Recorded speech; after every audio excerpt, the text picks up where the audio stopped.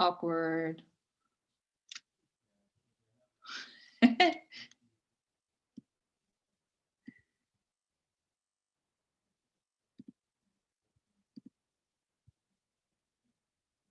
All right.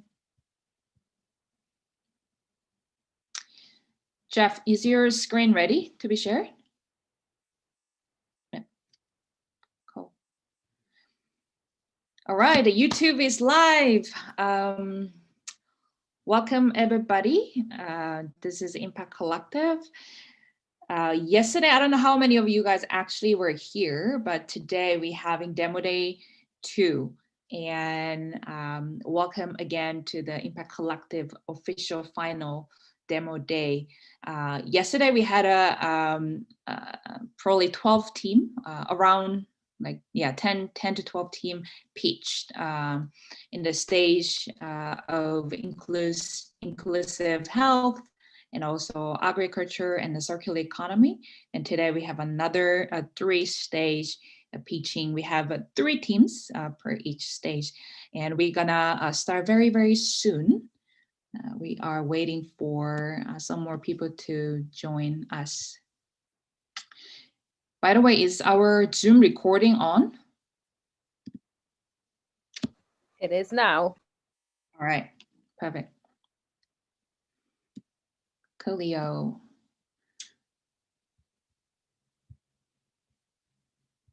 All right. Yeah, so welcome everybody. I don't know how many of you guys are now as attendee. I can't really see. Oh yeah, there is 3 attendees coming. Thank you, Catherine, for joining. Thank you, Yusuf, joining once again.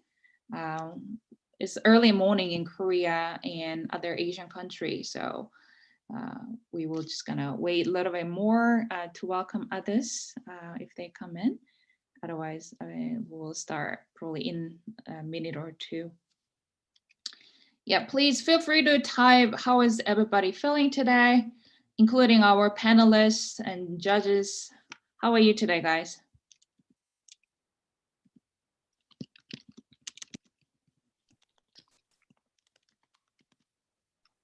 Okay, great. I see a lot of thumbs up. Awesome. Okay, Charlotte feels okay. Excited, yes. Yesterday was real fun. It was really a fun journey, even if it was almost 4 hours, but everybody was staying there, and we have like almost 300 people watched our YouTube yesterday, and super excited to just share more of your stories to everyone in the world. And yeah, let's get started. Actually, it's 2-1 now on my, it's 2-4. My iPhone and my laptop is 2-2. There's 2-minute difference. I did not know. All right, let's go. So welcome everybody. If you want to rename yourself, please leave your name, and then if you're a team, please leave your team name. Otherwise, you can just give us where you're calling from, or your team member, even attendees and whoever watched this videos, please do so. Are you guys all ready to meet our 9 team, and especially the 3 team that is pitching for stage 4? Very, very exciting teams. One of my favorites, actually. Yeah, so before we get in, I was just gonna introduce Impact Collective. I know some of you guys might not know what Impact Collective is. So Impact Collective is started with a vision to build a strong, vibrant, and diverse ecosystem that is creating a positive impact in many, many different areas. We are partnering with the Ventures and Citypreneur and then other UN partners and many other ecosystem builder partners come together and build this initiative to really support startup and entrepreneurs and ecosystem that is creating solutions for Asia and in Asia. You can find more information at impactcollective.earth. This is our website. And so you can see the about page and the program and the demo day. You can find all the information that you need. And we also have our online platform that I will share shortly after this. And then some of our team members will also share the link on the chat. Yeah, so as I mentioned, we have the Ventures, our founder team, and the Citypreneur and the UNDP and the UNESCA, also a great core partner to creating this program together. And we have a Driver Startup House and DUS and then Dreamplex as our regional anchor. And our panels are consist of these amazing partners today, and they are going to ask you amazing questions to the team and watch this show from the beginning till the end.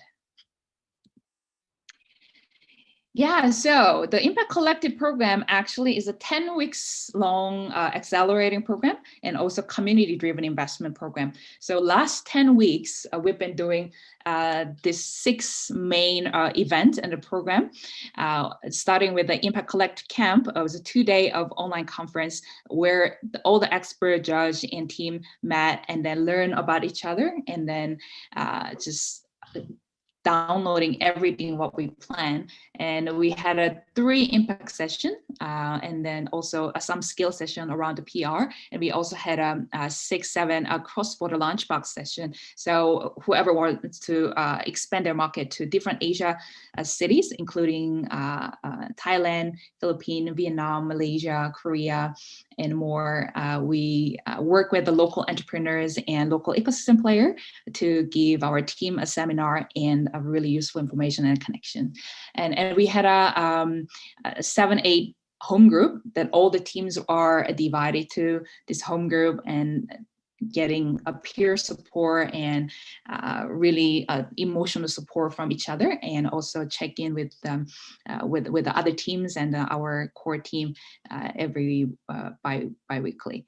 And today is finally the demo day and the final day of the demo day. Yesterday we had amazing time with 11, 12 teams pitching around 3 different stages. And today we have another 3 stage with the 9 team. Yeah, so far it's quite a journey. We had a 362 application from 32 entrepreneurs of origin, and we have a 200 plus expert and judges. And we today, as of today, we have a 999 community member. So whoever wants to become 1,000 a member of our Impact Collective community, please go to impactcollective.moim.co and make yourself 1,000 member today, and a big celebration.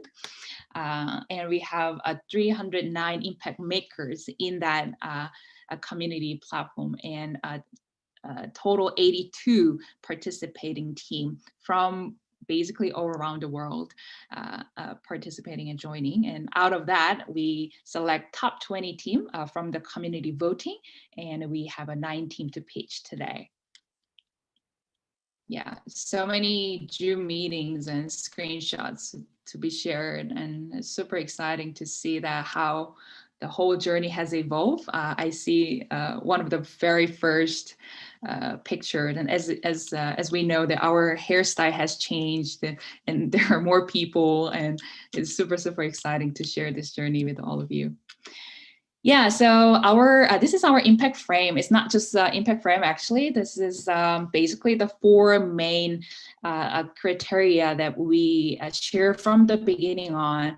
So you starting with your impact and the inner circle, and we always evaluate our team with a business model and team and culture and product and impact. So those 4 factors comes together, and then creating the impact that is needed for your team and a business, but it's also connect with the system change. So your impact that you're making with all the things that you have, creating the systemic change that is working for the world, and then just beyond your community and company. That's what we actually want to see. And this all frame is based on UN SDG, as we're partnering with amazing UN teams. And we actually divided all the SDG into 6 different themes. So you can see little icons here. And today we're gonna go over clean energy, and then digitalization for equal opportunity, and future of work. So these are 3 themes that we're gonna cover today.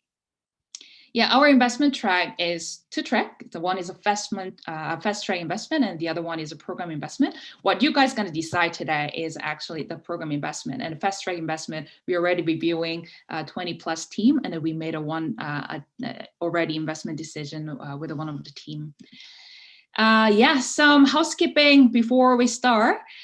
Teams, your pitches are 7 to 8 minutes. We will probably gonna have to mute you if you are more than 9 to 10 minutes, so be on time. And attendees, don't panic, you're muted because we are in a Zoom webinar. Feel free to use the Q&A tab you see on the bottom, and that's where the team is actually answering your question as we go. And you can just type any question that you have, not on the chat, but the Q&A tab, so we can actually identify the question that you give and then answer it right away. And this whole show is live streaming to Facebook page of Citypreneur and Impact Collective YouTube channel. Yeah, and also please be active. If you're in the webinar, please use your chat to express your excitement or your concern and anything that you want to share with us. And also, if you're on YouTube or on Facebook, please comment, use comment sections. Our team member are actually bringing your questions to the Zoom webinar tab, so your question can be answered as well. Yeah, so if some of our team member, please share the link to the chat and then also YouTube. So I will quickly share it as well on my screen. Can you guys see this MOIM page at the moment that I'm sharing? Awesome. Yeah, so once you comment, this is what you see. So now we have a 1 day and 22 hour and a 49 minute and 9 second till the end of voting. And the 20 teams are already displayed here, and some voting has happened already. This is super exciting to see. You are, if you're a judge, then you can vote. If you're not, just become a community member, and then you can just read the team's messages and questions, but you cannot actually vote. But next year, please apply to be a judge so you can vote as well. If you're a judge, guys, don't forget to click your profile under here. So if I click my name here, and you can see the thanks token. So thankfully, I have 1,500 thanks token here. If you click that, you can see which team gave your token and why. How exciting is that? So all of you, including our panels, please go check, and then I can even send this token to anyone in the platform as well. So I will probably gonna wait for other teams to give me the thanks token, and I will send you guys some as well. So this is how we design our platform to be fully incentivizing each other and then help each other. There is a full motivation to help and receive and give. So please go check out our platform. If you're not yet on Impact Collective member, you see 999 is still there, and we just need one more person to be the 1,000 members platform. So go for it. Yeah, the introduction is almost ending. Oh, yeah, let me go back to the full screen.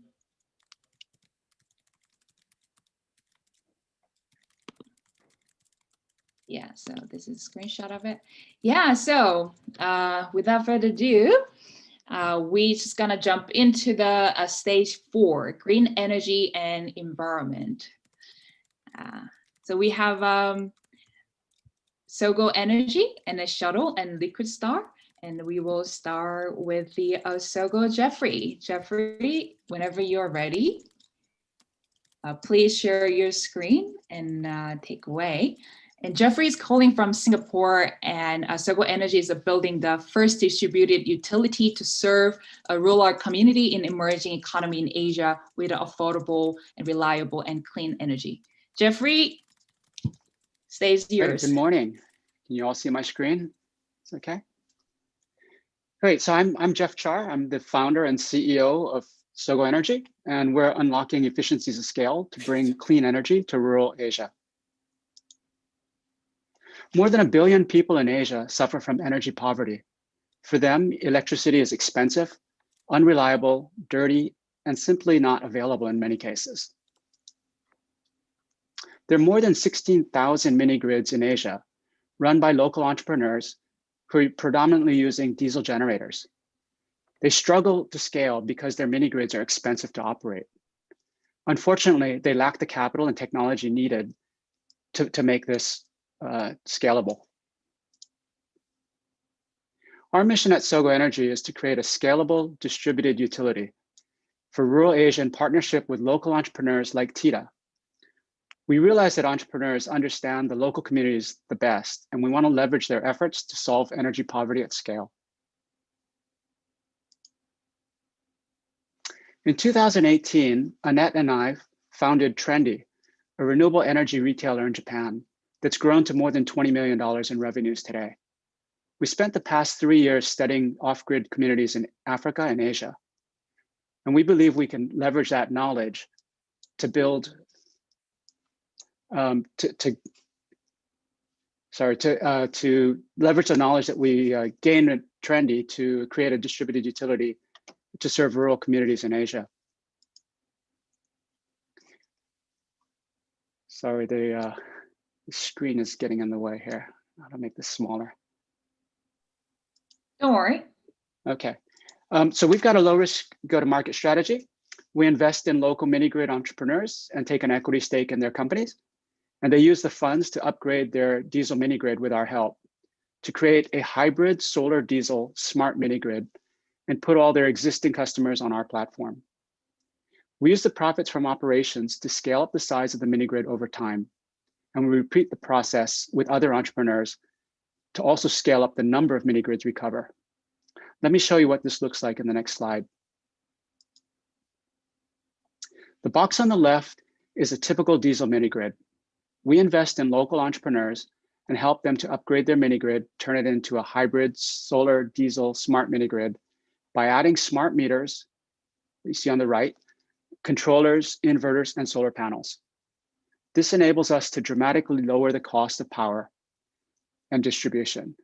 And it enables us to charge customers a lower price during the day, which encourages them to shift their usage to renewable energy when possible.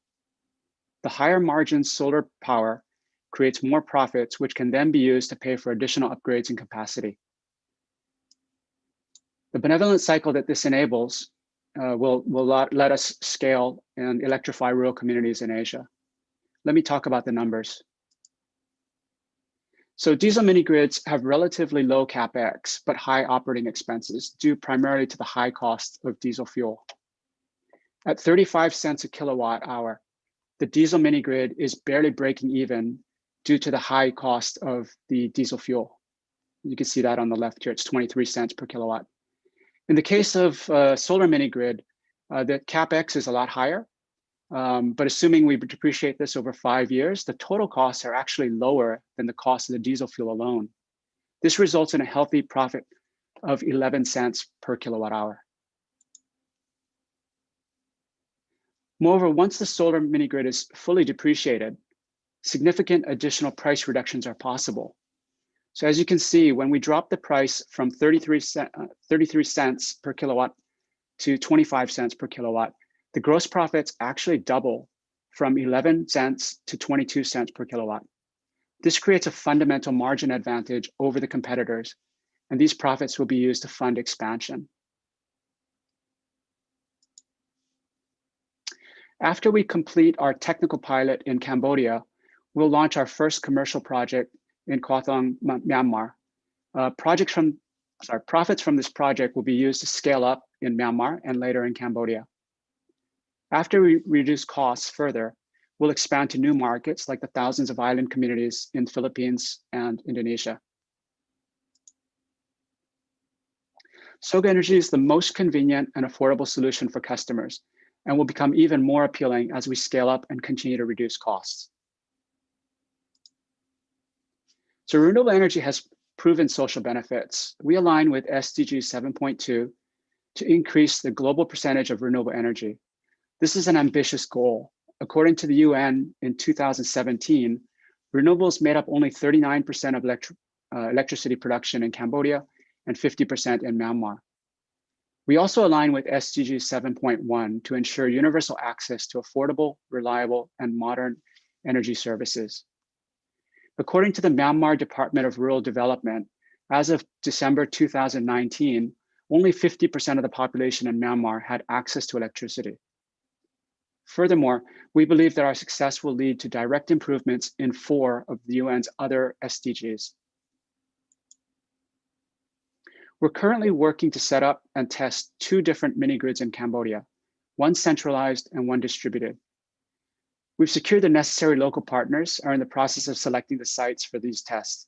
I'm happy to talk about this in more detail during the Q&A session. The founders have self-funded operations to date. We're looking to raise $100,000 in a seed round using a SAFE. Funds will be used for capital expenses and working capital for our pilot test, for our test pilot, as well as to develop our IT platform. These funds should last us for 12 months, and we expect to be able to secure our first, we expect to be able to secure our first diesel mini-grid partner in Myanmar during this time. We have an experienced team and complementary skills, and we've worked together in the past on several successful ventures. I'm a successful serial entrepreneur with multiple exits, and I've set up the corporate venture capital team at Tokyo Electric Power, Japan's largest utility. Annette has a PhD in mini-grids and built Sony's mini-grid in Okinawa. Chalapa is a chartered accountant and a corporate executive with lots of experience managing local subsidiaries all over Southeast Asia. And Tomoko's the one who set up the back office operations and trained the staff for all of the ventures I've started since 2000. So to recap, we have a massive market opportunity with a total addressable market of more than 1 billion people to help. We have a low risk go-to-market strategy, partnering with local entrepreneurs and satisfying existing demand at a lower cost. And we have a fundamental margin advantage due to our unit economics. So I'm Jeff Char from SOGO Energy, and we're looking for strategic partners and funding for operations. Please join us to power the needs, dreams, and aspirations of rural communities in Asia. And thank you very much for your time and consideration. Thank you, Jeffrey. Thank you so much. Yeah, so next is Yasab from Bangladesh, Team Shuttle. Shuttle is a mass transit startup that is providing a safe transportation at an affordable price by moving more people with a fewer vehicle and a primary focus on women in Bangladesh. Yasab, are you ready? Yes, I'm ready. Yes, please go share your screen and take it away. Thank you, Shangi. You want to make this as a full screen? Yes. So hi, I'm Riyasat. I'm the co-founder and CEO of Shuttle. So Shuttle is a mass transit startup based in Bangladesh that provides safe transportation at an affordable price by moving more people with fewer vehicles. We are a platform that caters to both B2B and B2C customers. So far in the last 28 months, we have generated more than $550,000 revenue with a monthly compounded growth rate of 15% since Jan 2019. And especially during the pandemic, our monthly revenue has doubled, and since then we have been cash flow positive. So Bangladesh is a country of more than 170 million people, and most of these people have to rely on public transportation because of their economic condition. However, the sad part is the entire public transportation system in the country is unplanned, unsystematic, and unsafe. And when we started talking to our potential users, we had this very interesting finding. Different segments of people in the society have different needs and different priorities. For example, for women, safety is the major concern. But on the other hand, men want the fastest solution at the cheapest price. And then we have businesses who want to avoid the hassle of managing transportation for their employees. So our understanding from the entire situation was that 21st century mass transit solutions need to cater to the unique needs of each of the segments separately. And keeping that in mind, so far we have launched two services, Shuttle for Women and Shuttle for Business. Back in 2018, we started with Shuttle for Women because a study done by the development organization BRAC shows that 94% women commuting in public transport in Bangladesh have experienced physical, verbal, or some other forms of sexual harassment, which means around 85 million people in the country are scared to commute alone. So this is the initial problem that we wanted to solve. We provide the service in air-conditioned minivans where 10 to 11 women can safely commute together by paying less than one-fourth of ride-sharing cars. Using data, we project demand and design the most efficient routes possible for our customers. Just like people book flights, our users can choose their pickup and drop-off locations and their trip schedule in the Shuttle app to book a ride. We also introduced Shuttle credits, which works like mobile phone recharge. So our users can buy Shuttle credits through the Shuttle app online and then use that to pay for their trips. So currently, most of our Shuttle for Women users are university-going students. And for us, it's not just about providing safe transportation to these women. It's about ensuring that these women have the freedom to commute wherever and whenever they want to so that they can reach their true potential. So one of the best things about our core customers is that they actually use Shuttle for the daily commute, which is why we have a very high stickiness and at the same time very high customer lifetime value. On the other hand, since we have been solving a massive problem in Bangladesh, we have seen very organic growth since the beginning through word of mouth, and that is why we have a low customer acquisition cost. So these are some of the customer reviews that we have received. Thank you for such a helpful initiative and of course your great service. One of the best things of 2018 Shuttle. You can see hundreds of reviews like these ones on our Facebook page where we have a rating of 4.6. So on one hand, public transportation is unsafe, as I mentioned before. And on the other hand, ride-sharing services are very expensive for everyday commute for mass people in Bangladesh. So what we are trying to do is we are trying to provide all the conveniences of ride-sharing services at the price of public transportation with an added layer of safety measure for women. So just to give you an idea of where we stand in terms of price, for a fixed route from Dhanmondi to Bosundhara, which is one of the most popular routes in Dhaka, the fare of Shuttle is less than one-fourth of ride-sharing cars and less than half of ride-sharing bikes. And it is very close to the price of public transportation. So as we were successfully scaling up Shuttle for Women, we realized that the same solution can add great value to multinational companies as well. We launched Shuttle for Business last year with Standard Chartered Bank, and since then we have been ramping up our B2B services on top of our existing model and technology. In the last few months, companies such as HSBC and IDLC have also started working with us. And especially during the pandemic, we've been providing a sanitized transportation solution to our B2B clients so that they can support their moving employees during the lockdown. And this has doubled our monthly revenue since March this year. So currently all our vehicles are rented on a monthly basis from the rent-a-car companies. And right now we have a supply of around 25,000 vans in our network. Our business models are a bit different in the B2B and the B2C segments. For example, in the B2C segments, our revenue is determined by the number of rides that we provide. And each of our vehicle reaches break-even when it operates at around 56% utilization level. On the other hand, in the B2B segment, our revenue is actually determined by the number of vehicles that are availed by our B2B clients. And we get a fixed monthly payment from these clients. And we usually keep around 10 to 15% margin from each of the vehicles per month. And then on top of everything, when we use the same vehicle for both B2B and B2C services together, our vehicle efficiency and optimization increases even further. So as you can see, for the last 3 quarters, our gross margin has been 118% on an average. And at the same time, our monthly revenue per van has almost doubled since Jan 2019. These are some of the products that we have in the pipeline: unisex shuttle, shuttle for school, vehicle rental platform, solution for lower wage earners, and bus ticketing platform.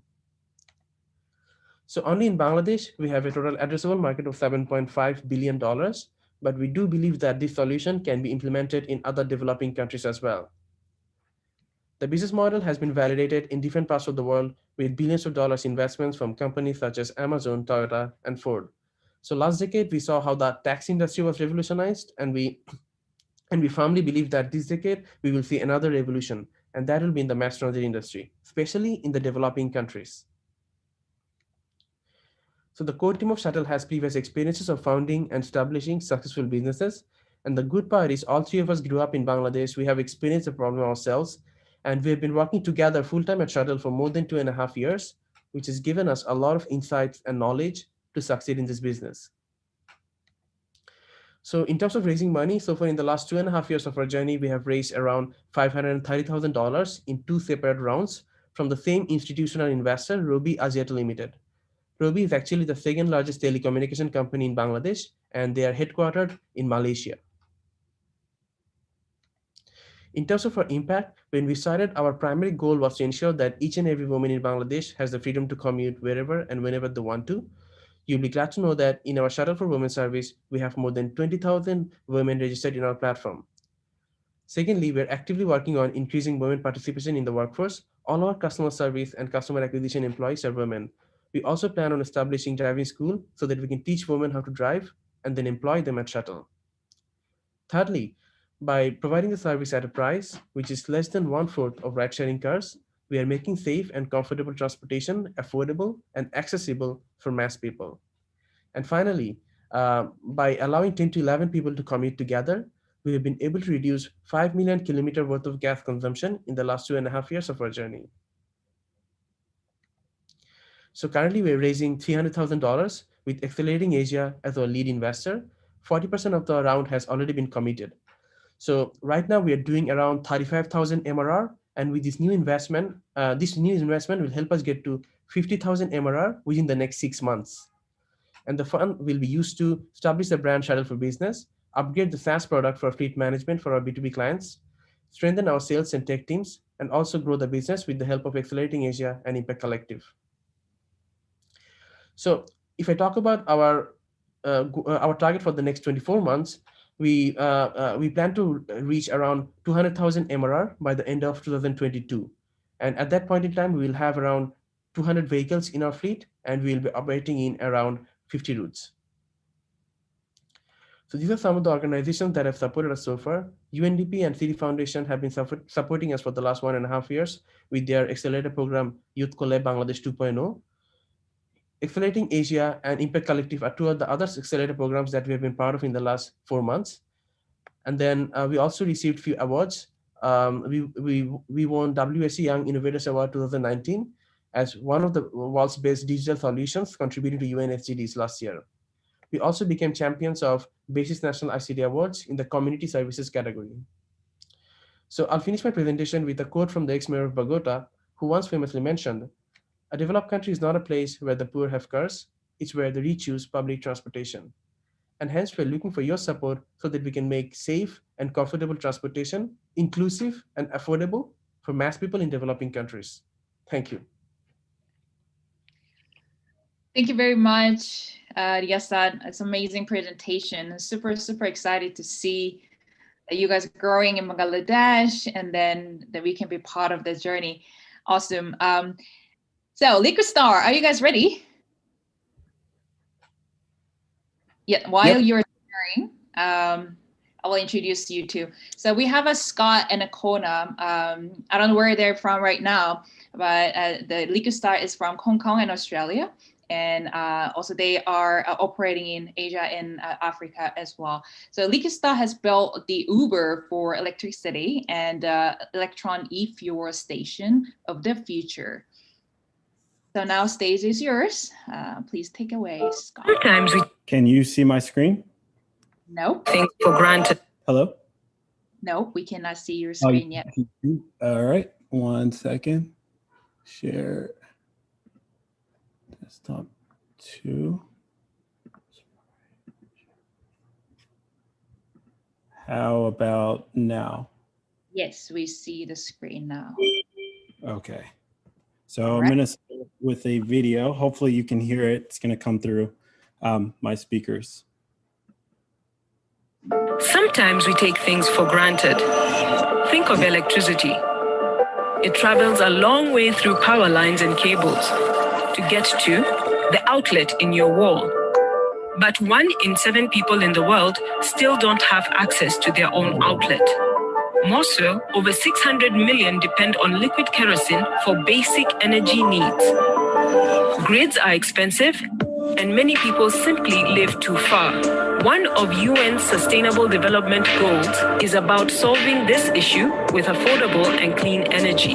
This is where Liquidstar comes in. It's a system of modular smart batteries that distributes off-grid energy to the powerless 1.1 billion. They can be filled with electricity at a variety of generation points and can extend the grid by being carried around like what happens with kerosene today. Batteries can plug in remote villages and communities, empowering education, health, gender equality, and the future of electron-based economies. Batteries run on a decentralized identity protocol that makes it easy and safe to buy and sell energy through a smart contract, enabling a simple autonomous utility loop. The next generation of energy will be shaped in the most rapidly developing parts of the world. Where the grid ends, Liquidstar begins. So hi, everyone. I'm Scott, founder of Liquidstar. And as the video mentioned, Liquidstar is focused on solving UN Sustainable Development Goal 7, which addresses the 1 billion people in the world who don't have access to electricity. This problem exists because the cost of building out and maintaining the traditional wired infrastructure is too high relative to people's ability to pay. So to solve this problem, we started Liquidstar, the Uber for electricity that uses people to pick up and deliver electricity, like food from a restaurant or books in a library. Our solution uses a text message-based mobile app that manages the rental of IoT-connected batteries and a software platform that manages solar-powered shipping containers that charge those batteries, or as we call them, waypoints. Customers come to the waypoint and rent batteries that can power a variety of different devices. Our secret sauce is our decentralized autonomous utility backend that seamlessly manages identity, metering, and transactions, significantly reducing reconciliation and improving operational efficiency, eventually allowing our customers to add their own batteries to our platform, reducing our CapEx. Our DAU is built on top of 3 projects developed by our team: Blockpass, a blockchain-enabled identity tool with tens of thousands of users; Sunburning, a tool to manage metering; and our solar data logger, which generates an NFT for each ton of carbon Liquidstar replaces, holding ourselves accountable to UN SDG 7. The result of all this is the ability of each deployment of Liquidstar to provide electricity to up to 168 households for at least 10 years. It's also able to prevent 3 to 30 premature deaths and remove between 1.5 and 8.6 million pounds of carbon from the air, all the while using the excess electricity generated by the station to enhance food security, water security, education, and health.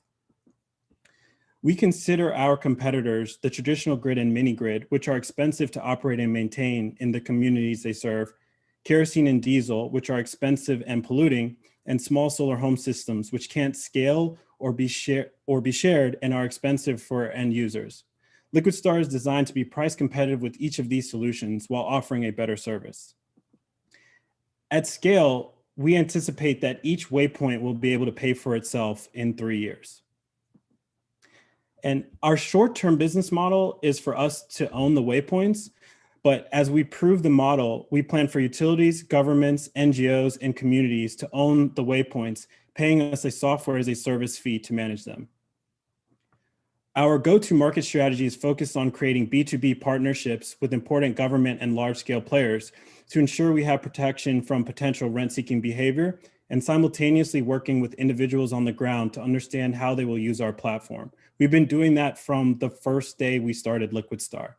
Initially, we are targeting marketplaces in these areas as a starting point, and then we plan to use the GPS data from the batteries to find other optimal locations. We currently have 8 pilots lined up across the world, with our focus in the short term on our opportunities with UNDP Singapore in Kenya and the Ministry of Small Villages in Indonesia, and also our partner Vista and Viathan in Lagos, Nigeria. Here are some pics of our pilots that we conducted in the bottom row in Nigeria. That was really just to get to test our platform to make sure everything worked, and also just to validate some of our assumptions. And the top, that's us via one of our partners presenting to the Ministry of Small Villages in Indonesia. So here's kind of the pictures of what we view the future of our product offering and what it will be, right? We think that in the future, we're going to be slanted towards renting larger genset replacement batteries and also using those batteries to power e-mobility. Our team is made up of a solar engineer, software and hardware engineers, an ex-management or reformed management consultant, as I like to say, and serial entrepreneurs. And we also have really great advisors and partners to match that are experts in each of the locations that we're trying to work in. So we're in the process of raising $600,000 out of up to a $2.5 million raise, specifically to deploy our waypoints with UNDP Singapore in Nairobi, Kenya, and with the Ministry of Small Villages in Sumba, Indonesia. Additionally, we will use the capital to execute our 2 pilot opportunities in Nigeria we have with Vista and Viathan and their rural electrification agency, and also to improve the scalability and robustness of our platform.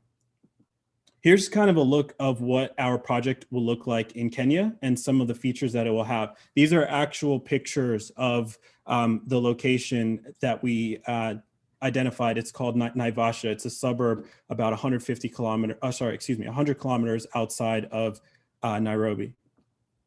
And as I mentioned, we really take a partnership approach. So our big kind of protector partner is UNDP. And then we also have local partners that really know what's going on the ground. And we've conducted over 100 surveys on the ground to really make sure our solution is wanted and needed in the community.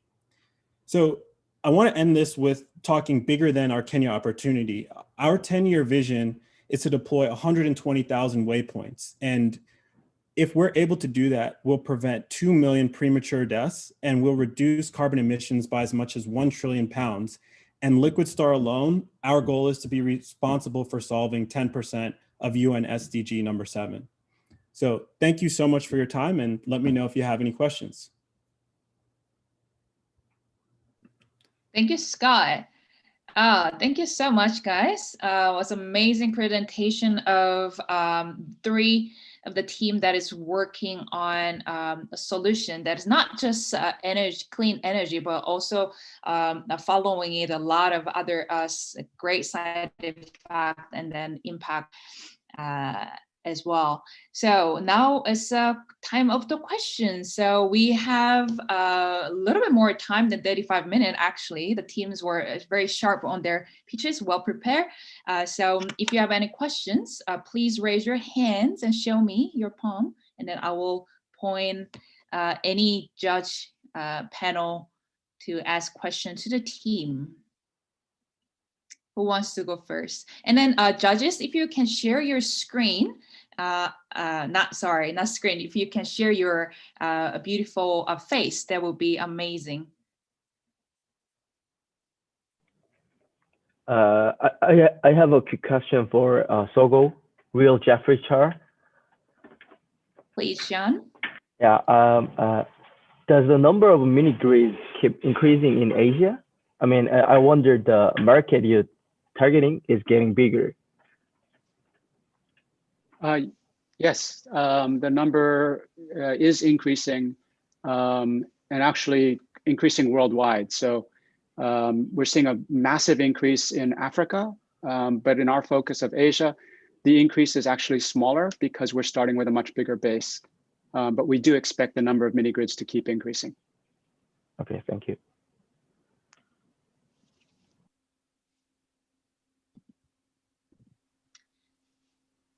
Anyone else with a question? Yes. Vikram? This is Vikram from Draper Startup House. I have a question for Shuttle. I'm just curious what your biggest challenges are currently in terms of you're renting a lot of the vehicles as opposed to owning them. So is it logistics? Is it what is your biggest challenge right now? So I think our biggest challenge would be, we are already proved our solution on a small scale in one city in Bangladesh. So I think for us to become really, really successful, we have to make sure that we create this entire ecosystem of mass transit where we can actually cater to different segments and also, increase our efficiency of the vehicles by utilizing them in different ways. So I think that would be the biggest challenge, is to make sure that the way we have been able to scale in the last 2 years, to maintain that and actually grow exponentially in the next few years. So that would be our biggest challenge, I would say. And about the supply side, we are actually renting all the vehicles at the moment. The main reason is that when we rent the vehicles, the complete responsibility goes to the suppliers. So we can just focus on our service and focus on our solution. So for the last 2.5 years, we actually wanted to make sure that we have the right product market fit and we are solving the problems for our customers. That is why we did not experiment with any other supply models, but we have few plans to experiment. For example, Uberization of the model is one of the things that we are thinking about.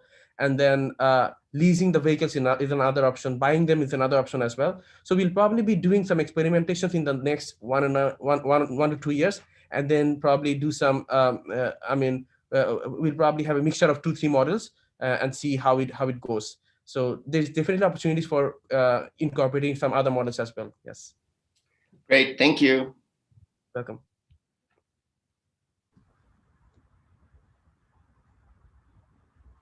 Yes, Will, go ahead. I have a question for Shuttle. Hi, Will. Hi. Can you explain about the onboarding process of the B2B customers? Yeah. Like how they make purchase decisions, and what is the most significant decision making factor that they consider to implement the Shuttle? So actually, when we started catering to our B2B clients, we've tried to identify the issues that they face when they think about providing transportation to their employees. So we identified 3 major issues that they have to face. The first one is when they rent vehicles from rental car companies, they have to rent it for the entire month for 24 hours.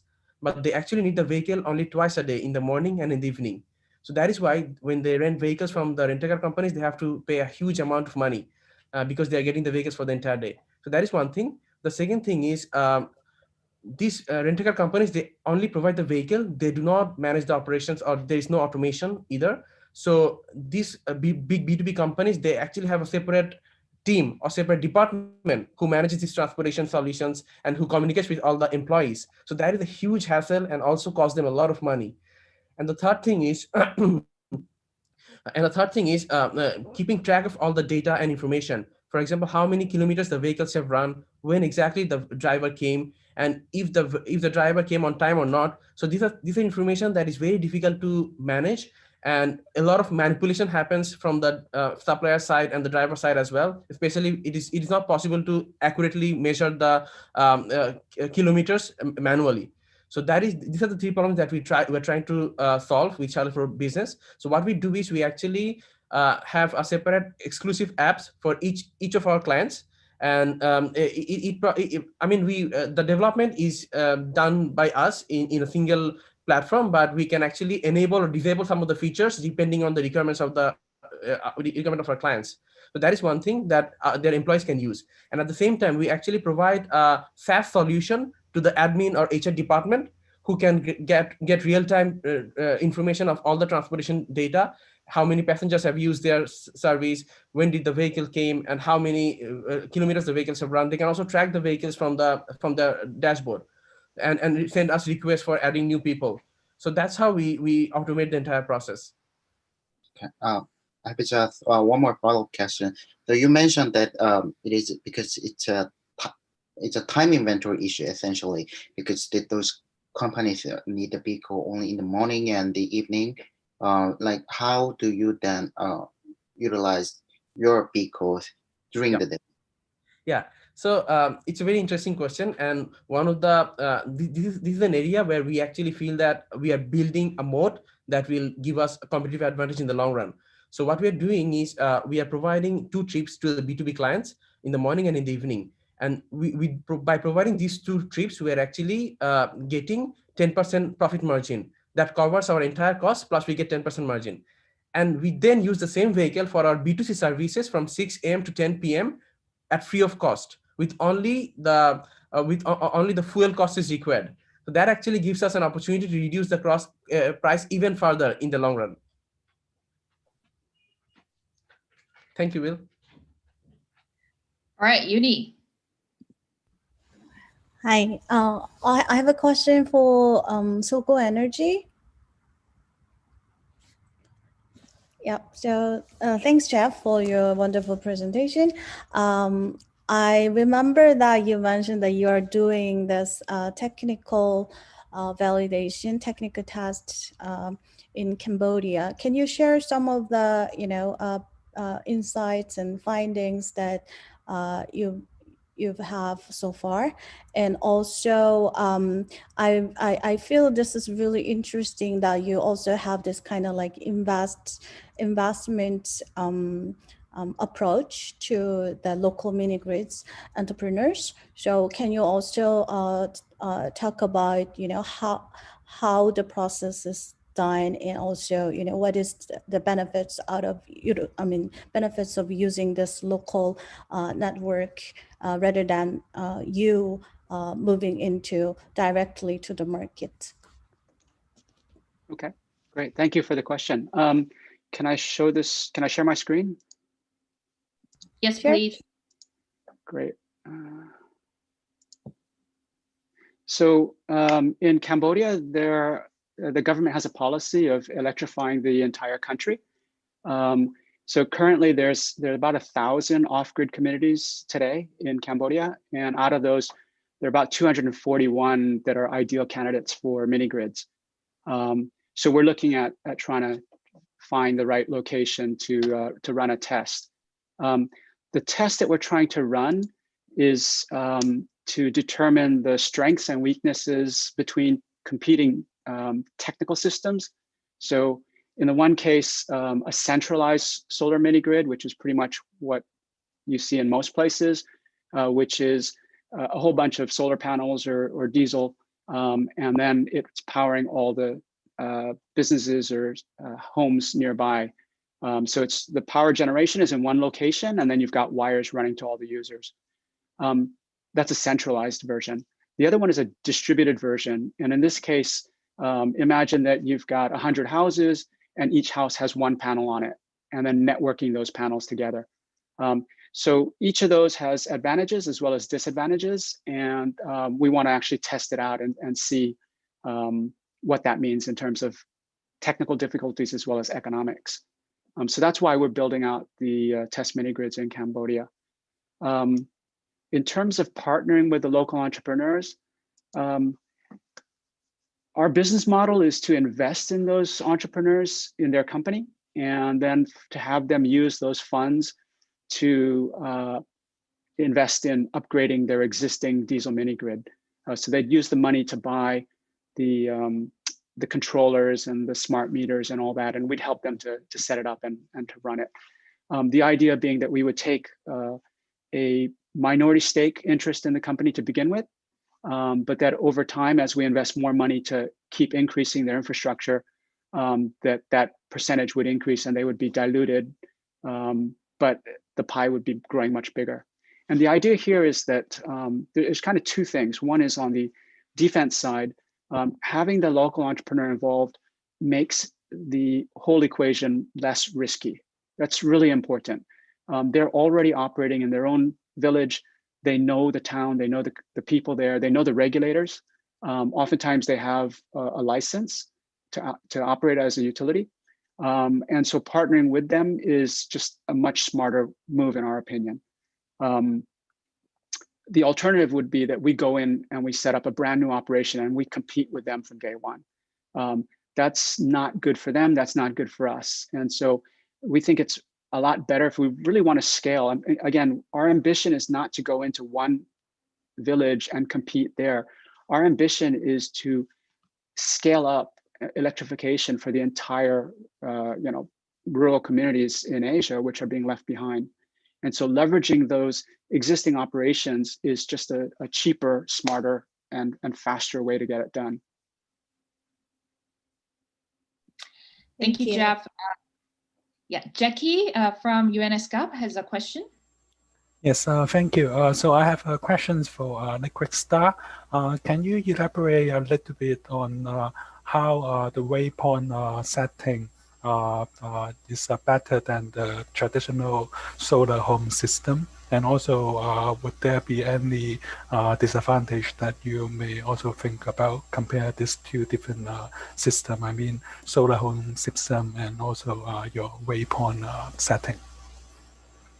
Yep, that's a good question. Thank you. So in terms of small solar home systems, what we found out is that actually that business model is closer to lease to own, and it's still not profitable. So if you are someone in one of these countries getting a small solar home system, that means that you have, you're going to be paying for that device over a 3 to 5 year period and paying about 3 times the total value of that device if you're the end customer, and you have to use them at least 20 days a month or they shut off access to the platform. So that's how that business model works.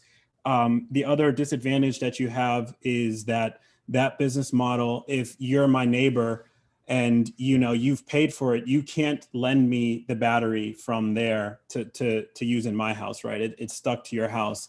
And when you think about this if you look at it in terms of there's 100, let's say, homes in a village, in a lot of these places, you have the issue where there is no building standard. So how do you train people to be able to install these systems in a bunch of different homes that don't have a unified standard? That's one potential issue. Another potential issue is that if one of these systems breaks and I'm paying for it myself, you have to send someone out to fix it because it's on an individual per customer basis that you're charging and delivering the service. So what we did was we took a look at that model, and from a lot of different ways, we said, why don't you just take all of those solar panels that are on top of all 100 of those homes and put them on top of a container.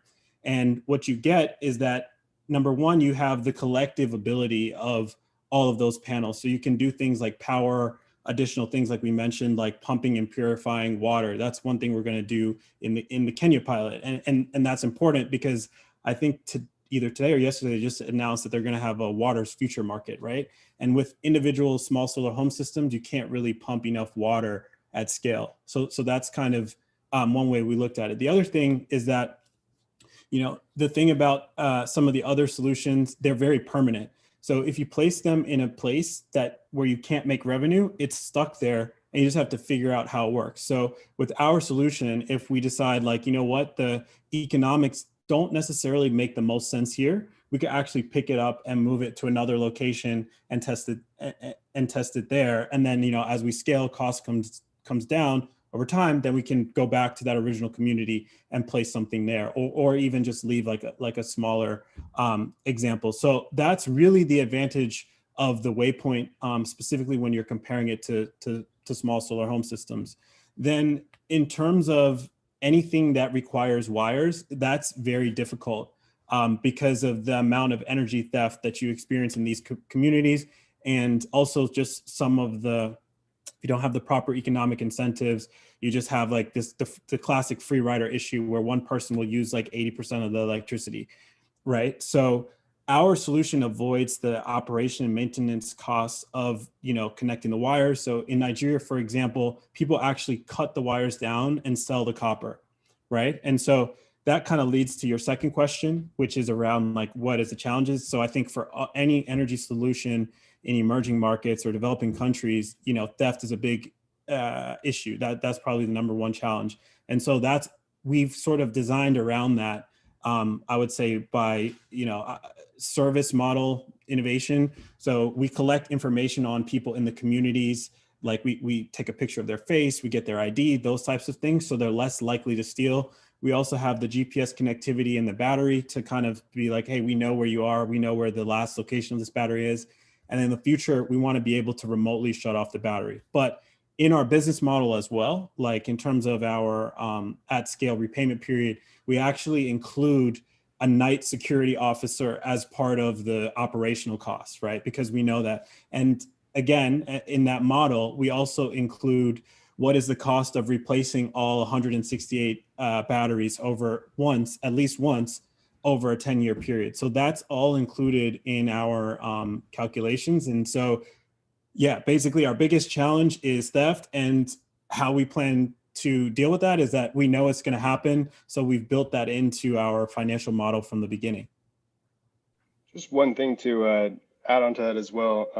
We're starting to get into the mobility space, and we're also seeing like quite large trends globally in developed countries as well as developing. So the big issue there is that with SHS, you can't charge some of these larger batteries for even e-bikes, let alone e-motos and some of those other larger electric transportation methods. So it would take many days for you to charge just one battery with a small solar panel. So we see that as one thing that there's no easy way around unless you have a higher powered semi-centralized source to charge those batteries.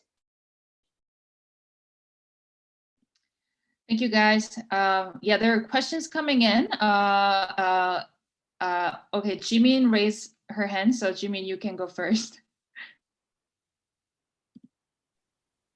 Hi, I would like to direct this question to Liquidstar and SOGO. So Jeff, Scott, Connor, all of you guys can answer. Regarding the technology in terms of utilizing solar energy, generating the electricity and the transmission of that, do you have a core technology? Do you own any core technology regards to that? So I guess I'll answer first. So as I mentioned in the presentation, we have our decentralized autonomous utility.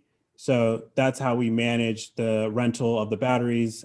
So we manage the customer identity, transactions, and metering. So that's our competitive advantage that helps us scale. And so I think the question is, why does that exist? So actually, when Connor was first kind of thinking about this idea back in 2016, 2017, we went and saw the offices, I believe it was of MCOPA. And what we noticed is that part of their operating costs, they spend a ton of money on reconciliation because they have thousands of, probably millions by now of microtransactions coming in per day. And it's just very difficult to manage that at scale.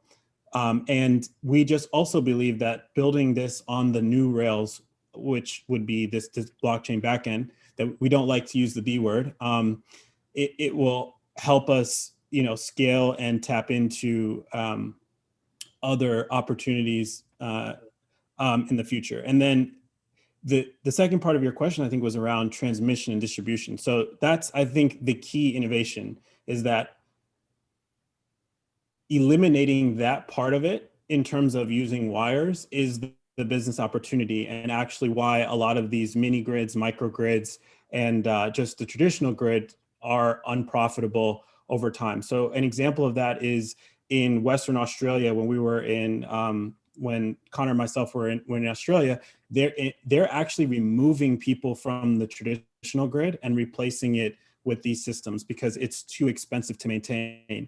They saw what happened in San Francisco, where in the richest city, richest state, richest area in the world, one of them at least, they're unable to afford to maintain and operate the transmission distribution to the point where it caused one of the most devastating fires in California history. So yeah, just to sum up and answer your question, in terms of what our competitive advantage is, it's specifically around our backend platform that manages identity, metering, and transactions.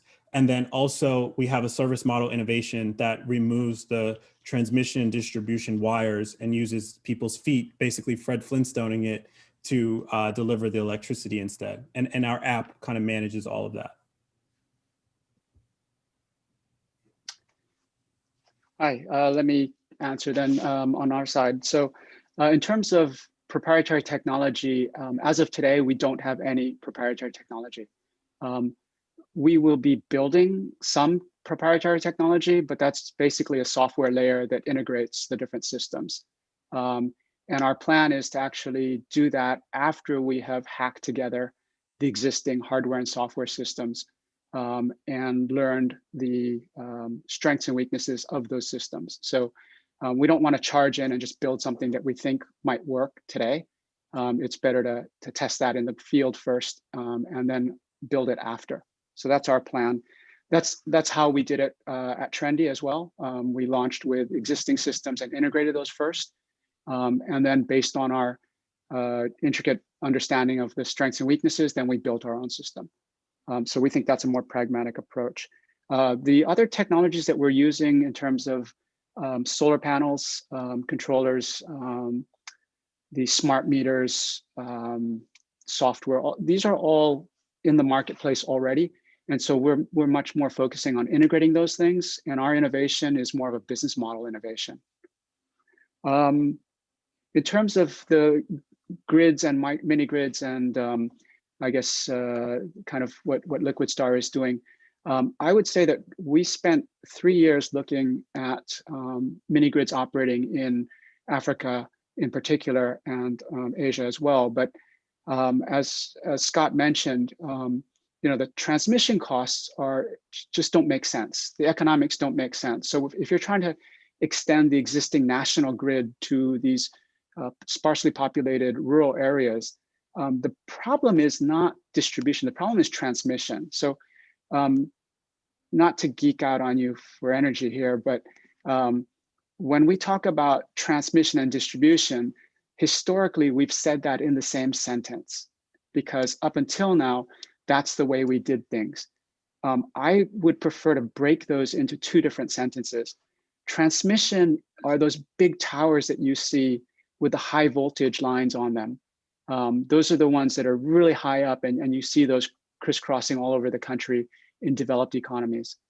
That is really expensive to build.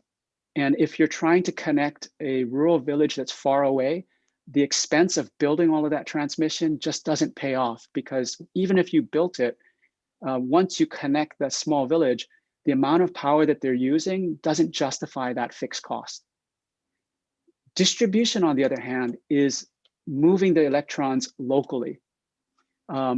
So that, on the other hand, is where a mini grid makes a lot of sense.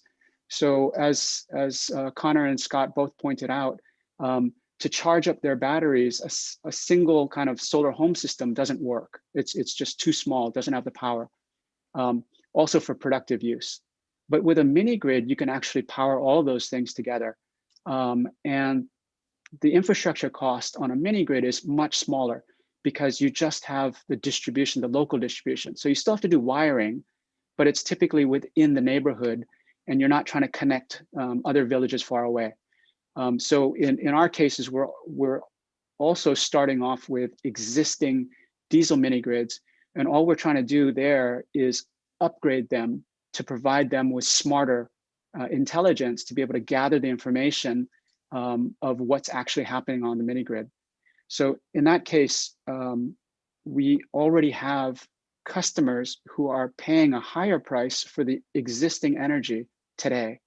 And to go in there, to upgrade the mini grid, turn it into a solar diesel hybrid mini grid would mean only a marginal increase in cost, but then a decrease in the actual price to the customers, because we can lower the total cost over time, supplying them with solar power in the daytime and diesel power at night.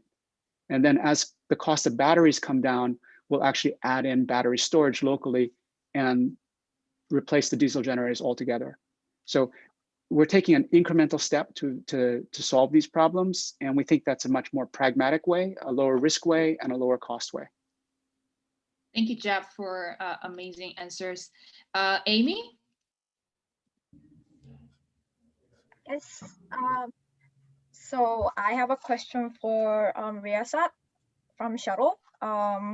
So I have a question regarding your customer base and your upcoming plans regarding scaling. So first would be right now it's your focus is on women and businesses, right? So do you also plan to expand your service to the people with some physical difficulties, like who are having some trouble in with their mobility, I would say. So that's one question. And another question would be in line with that. What I'm curious to know your scale up plans, both at the domestic level and also your regional level. So do you also plan on expanding your service to other to outside Dhaka, to other major cities in Bangladesh, and also to even to other like outside Bangladesh, to the South Asian countries with similar context? So thank you. Thank you so much for the questions, Amy. So to answer your first question, yes, we do plan on catering to physically disabled people. And we just, Impact Collective was actually the platform that helped us to connect with right mentors as well. We just had a session with Ian Jones a few days ago, and he actually gave us a lot of ideas about how we can cater to them properly and make sure we are addressing their needs. Because initially, since we were just trying to prove our business model and trying to get the initial traction, we didn't have any separate plans for disabled people. But right now we feel we are at a stage where we have the luxury to think about catering to their needs as well. Because right now we were able to prove the business model, and we can actually we can actually think about making it more inclusive and cater to more people. So that is the answer of the first question. And about our future plans. So as I mentioned during the presentation, we right now only cater to two segments. One is women and other is businesses. And even in women, we are only mainly catering to university going students and office goers. So we have a lot of opportunities to grow. So the challenge is how we choose these segments and how we plan on our product development. For example, we have a plan of launching a service for garments workers or lower age earners. So they will not be able to use the same solution that we're providing to the university going students. We'll have to come up with a much cheaper solution, which we have already done, but we haven't implemented it in a large scale. So garments worker is another solution that we're thinking about. Shuttle for School is another solution that we are thinking about. Actually, the mayor of Dhaka city had a few sessions with us because he wanted to come up with solutions that will reduce traffic jam during the school hours. So Shuttle for School is another solution that we are thinking about, because we also got a lot of requests from the parents of school-going students for a safe and reliable transportation solution for their children. And then vehicle rental platform, that is another thing that we are thinking about, because we are connected to more than 500 rental car companies. So we plan on onboarding them on a single platform so that people can rent vehicles whenever they want. So that is another thing. And about our scalability to other countries, we actually feel that this particular solution will be applicable to not only Bangladesh, but all the developing countries. And any country where there is the public transportation is not structured, the public transportation is not automated. So just to give you an idea of some of the countries, it can be implemented in Pakistan, India, Nigeria, Kenya, even Brazil, Egypt. So countries like these where the cities are densely populated, and at the same time the countries are still developing. So this will be the perfect countries for us to replicate the same model. And we are informally in talks with several people from these countries about how we can do something there in the future. But right now we are just focusing on Bangladesh, because we want to make sure that we ensure safe transportation for each and every mass people in Bangladesh. So that is the first target. That is our first target. But definitely in the long run, we do want to expand to other countries. Thank you, Riyasat. Yeah, we have a 7 to 8 more minutes. So Aim, you go next. Sure. This one directed to SOGO and maybe Liquidstar and Chime, which is like, what are the economic and health benefits of electrifying a small village in the in the rural areas. The other one for all teams, if I'm an angel investor right now, and I said I want to put some money into your business, what kind of returns can I expect? How big can this business get, and why is it's going to be an amazing and exciting investment? Yeah. All right. Jeff goes first, and then Scott goes first, and then Jeff, and then all of three of you guys can answer. So I think I'll try and combine the answers to those questions quickly. So in terms of what we think this business can be, just the energy side of it, we think if we're able to scale and hit the really aggressive numbers we have, can generate $5.5 billion a year in revenue. But we also think providing services on the other areas that you mentioned that impact the community, that's another way that we can generate revenue. So a good, tangible, I think, relevant example of that is we are already talking to people about using the excess electricity generated by the Waypoint to power refrigerators for the vaccine, since 2 of them require cold storage and multiple doses. So we're already trying to have those kinds of conversations. So that's an obvious impact. Another thing that we've spoken about measuring is, maybe partnering with Room to Read and placing one of those next to a Waypoint, and then measuring how many IoT device. Again, this would actually be using the DAU and device identity platform, and actually measuring and keeping track of the impact and how many devices have been charged using the Liquidstar platform. And then finally, very specifically for the economic impact part of it, that's part of our strategy, is to focus on areas where people are generating revenue to increase that ability. So if you look at our 4, I think, initial pilots that are the farthest along, 3 of them are specifically catered to revenue generating things. So in Benin, we have an electric motorcycle taxi pilot. In Nigeria, we're placing them in marketplaces. And in Kenya, we're working with farmers to use our platform. So that's kind of our answer to that question. Should I go next? I think the AIM has a question to the Jeff and Scott, and then so Jeff can answer first, and then you guys can answer all for the common questions. Okay, understood. Let me answer quickly then. Share my screen here. So just to start off at the micro level first. So this is our assumption of a small village with relatively low consumption here, handling 250 residential customers and 6 businesses. That would be a daily demand of about 234 kilowatts per day. That would calculate out in terms of the environmental impact. You'd be saving, in 1 year, about 68 tons of CO2, avoiding it, I should say.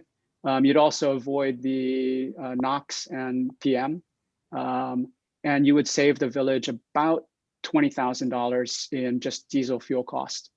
So that's at the micro level. Just wanted to show you some numbers here. At the macro level, we are infinitely scalable. Again, the amount of additional capacity, expanding the existing footprint of a mini grid, all of these things can be done incrementally and modularly. And again, our business is not as a mini grid developer, but as a utility.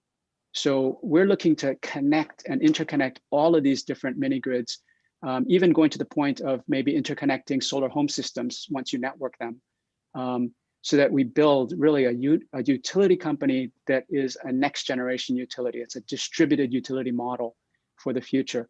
That should be a multi-billion-dollar enterprise. If I look at Tokyo Electric, where I used to work, their sales in 1 year are $50 billion. We should be able to reach that kind of a level by addressing electrification in rural communities all over Asia. Thank you. Yes, Sat? Yeah. To answer M's question about the return on investment, I'll just give you a brief idea about how much return you can expect, even not even 5 years, 10 years down the line, but even 6 months, 8 months down the line. So as I mentioned during my presentation, so we are right now doing around 35,000 MRR, and within the next 6 months, we plan to grow it to 50,000. So, and right now our valuation cap is around 3 million. And within 6 months, when we have around 50,000 MRR, at that point in time, if we have like 8 to 9x our revenue, our valuation will be around 5 to 6 million. So within 6 months, you can actually almost double your return on investment. And in the long run, we do plan on, as I mentioned, by the end of 2022, we want to reach 200,000 MRR. So we can, if we can actually reach that point. So valuation definitely depends on a lot of things, but just to give an idea in terms of revenue, if we can reach 200,000 MRR, we'll probably have a valuation of around 20 million within the next 2 years. So that's how the return will be. All right, awesome. Is Liquidstar answer the market questions already?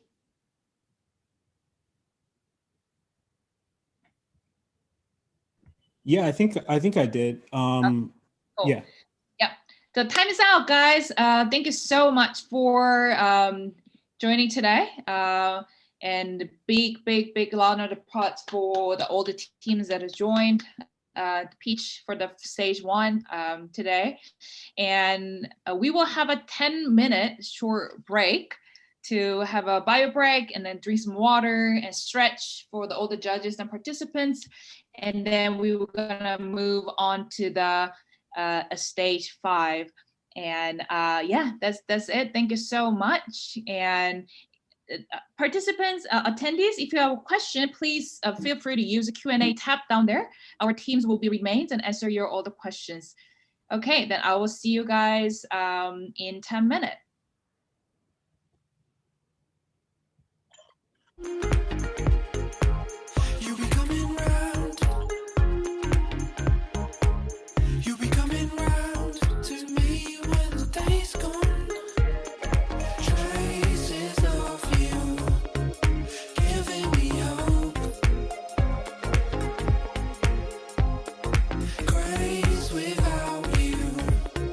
Drifting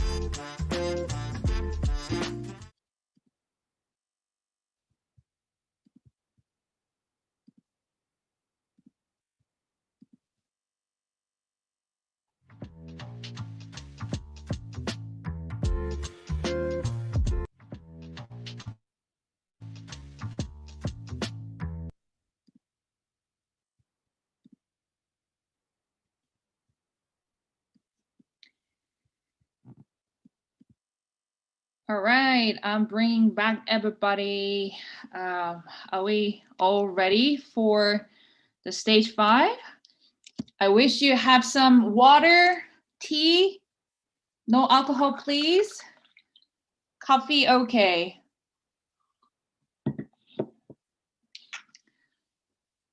Yeah, do we have all the teams here?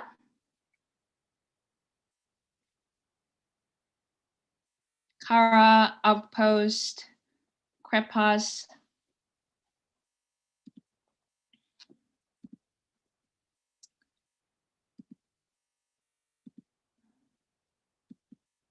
There we go. Yeah, I see everybody's on the stage.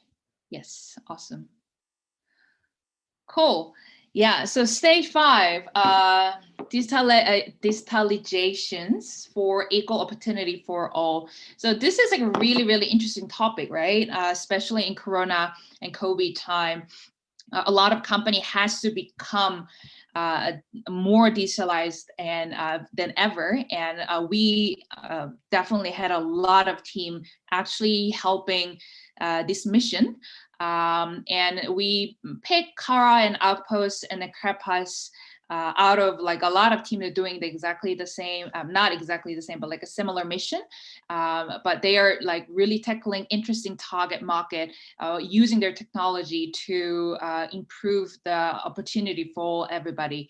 So I'm really, really excited to introduce the first team, Kara, while you are like preparing sharing your screen.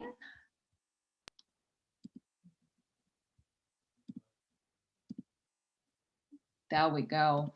So Kara is based in New Zealand. All 3 co-founders are from Iran. They are amazing migrant entrepreneurs. And we have Arash and the other team members here today. And Kara improved the accessibility and the quality of service for the deaf by translating customer-facing contents using a hyper-realistic computer-generated avatar. Kara, are you guys ready? Yes, hopefully everybody could hear me okay. Do you want to share your screen with the full? Okay, that's perfect. Yeah. All right, stage is yours, Arash. All right, kia ora everyone. I am Arash, co-founder and CEO of Kara Technology, and I am hearing impaired myself. And I have a vision to use technology to provide accessibility for hearing impaired into sign language. According to World Federation Deaf, 70 million people are deaf and rely on sign language for their first language. Each country has its own sign languages, and unfortunately, deaf community, they have a very low literacy age, which means that reading subtitle is not the best solution. And sadly, majority of the people from the deaf community do not have a proper access to the content and services because of a language barrier. In developing countries, more than 90% of deaf kids, they do not have access to the education.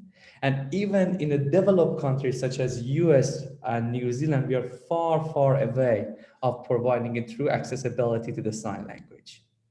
But why is that though? This purple circle shows amount of content could be translated by human interpreters. The blue one shows amount of content that we produce every day. We are in the information age, So content and information and videos and everything rapidly produced every day. For example, in YouTube, every 1 minute, 500 hours of new content get uploaded.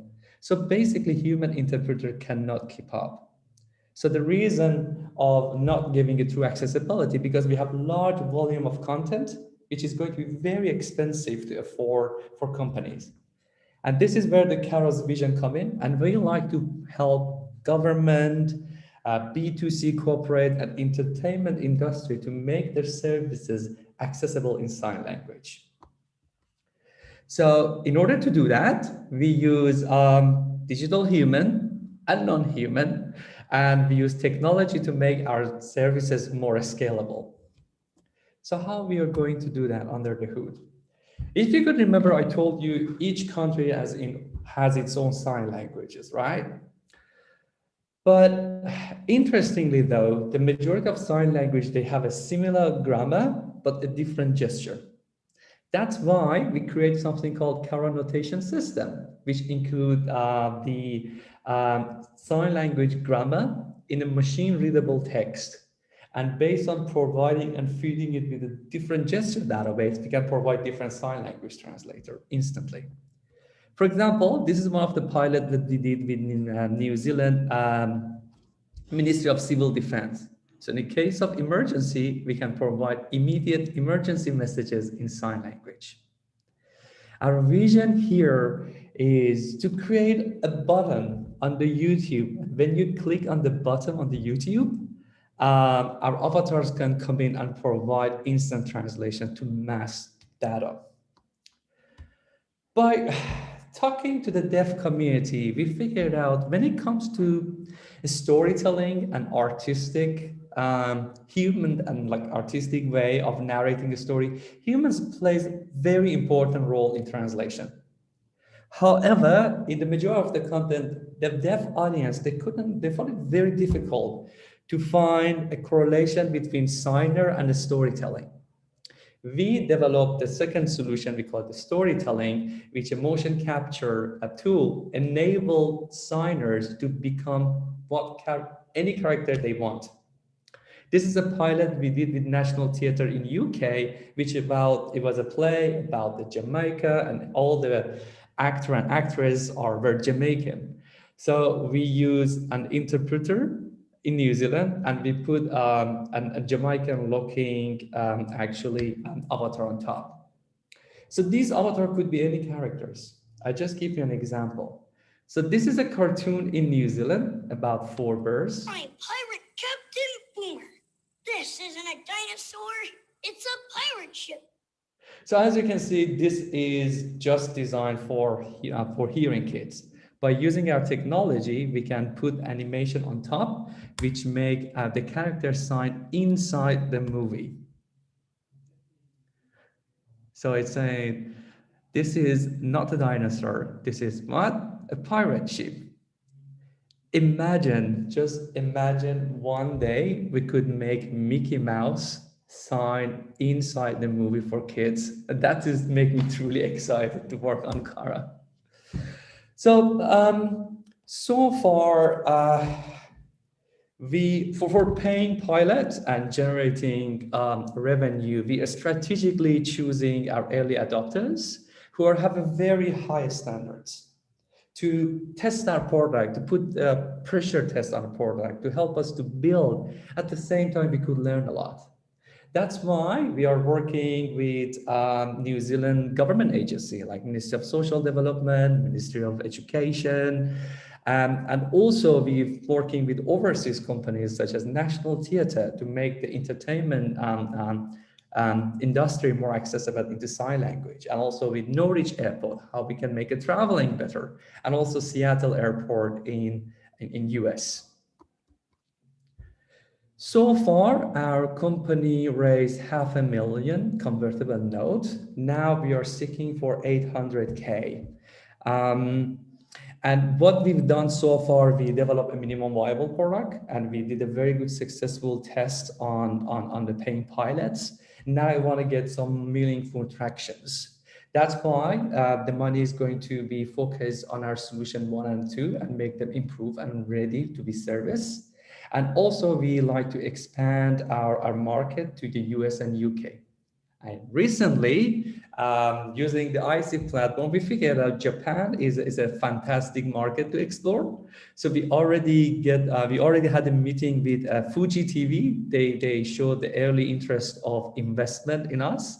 We had a contact with KDDI, the second telecom company in Japan.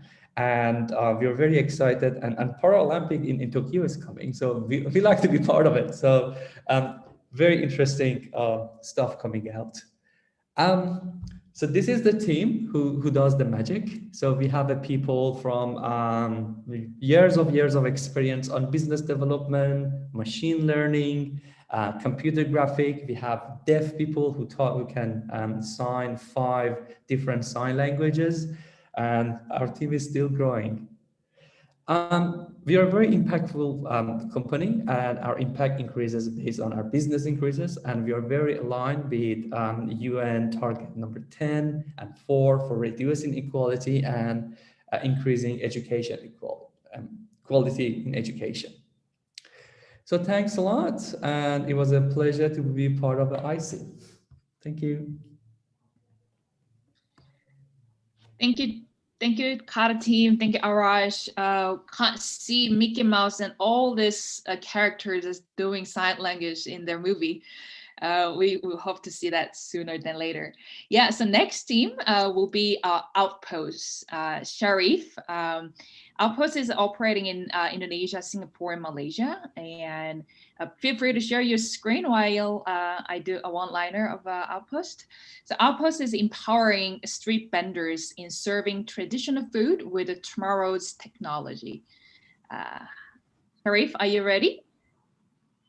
Sure. Yep, can you hear me fine and good? Yes. Okay, visuals all fine? Yeah, fantastic. Hey everyone, thanks for having me here this morning or evening, depending on where you are in the world.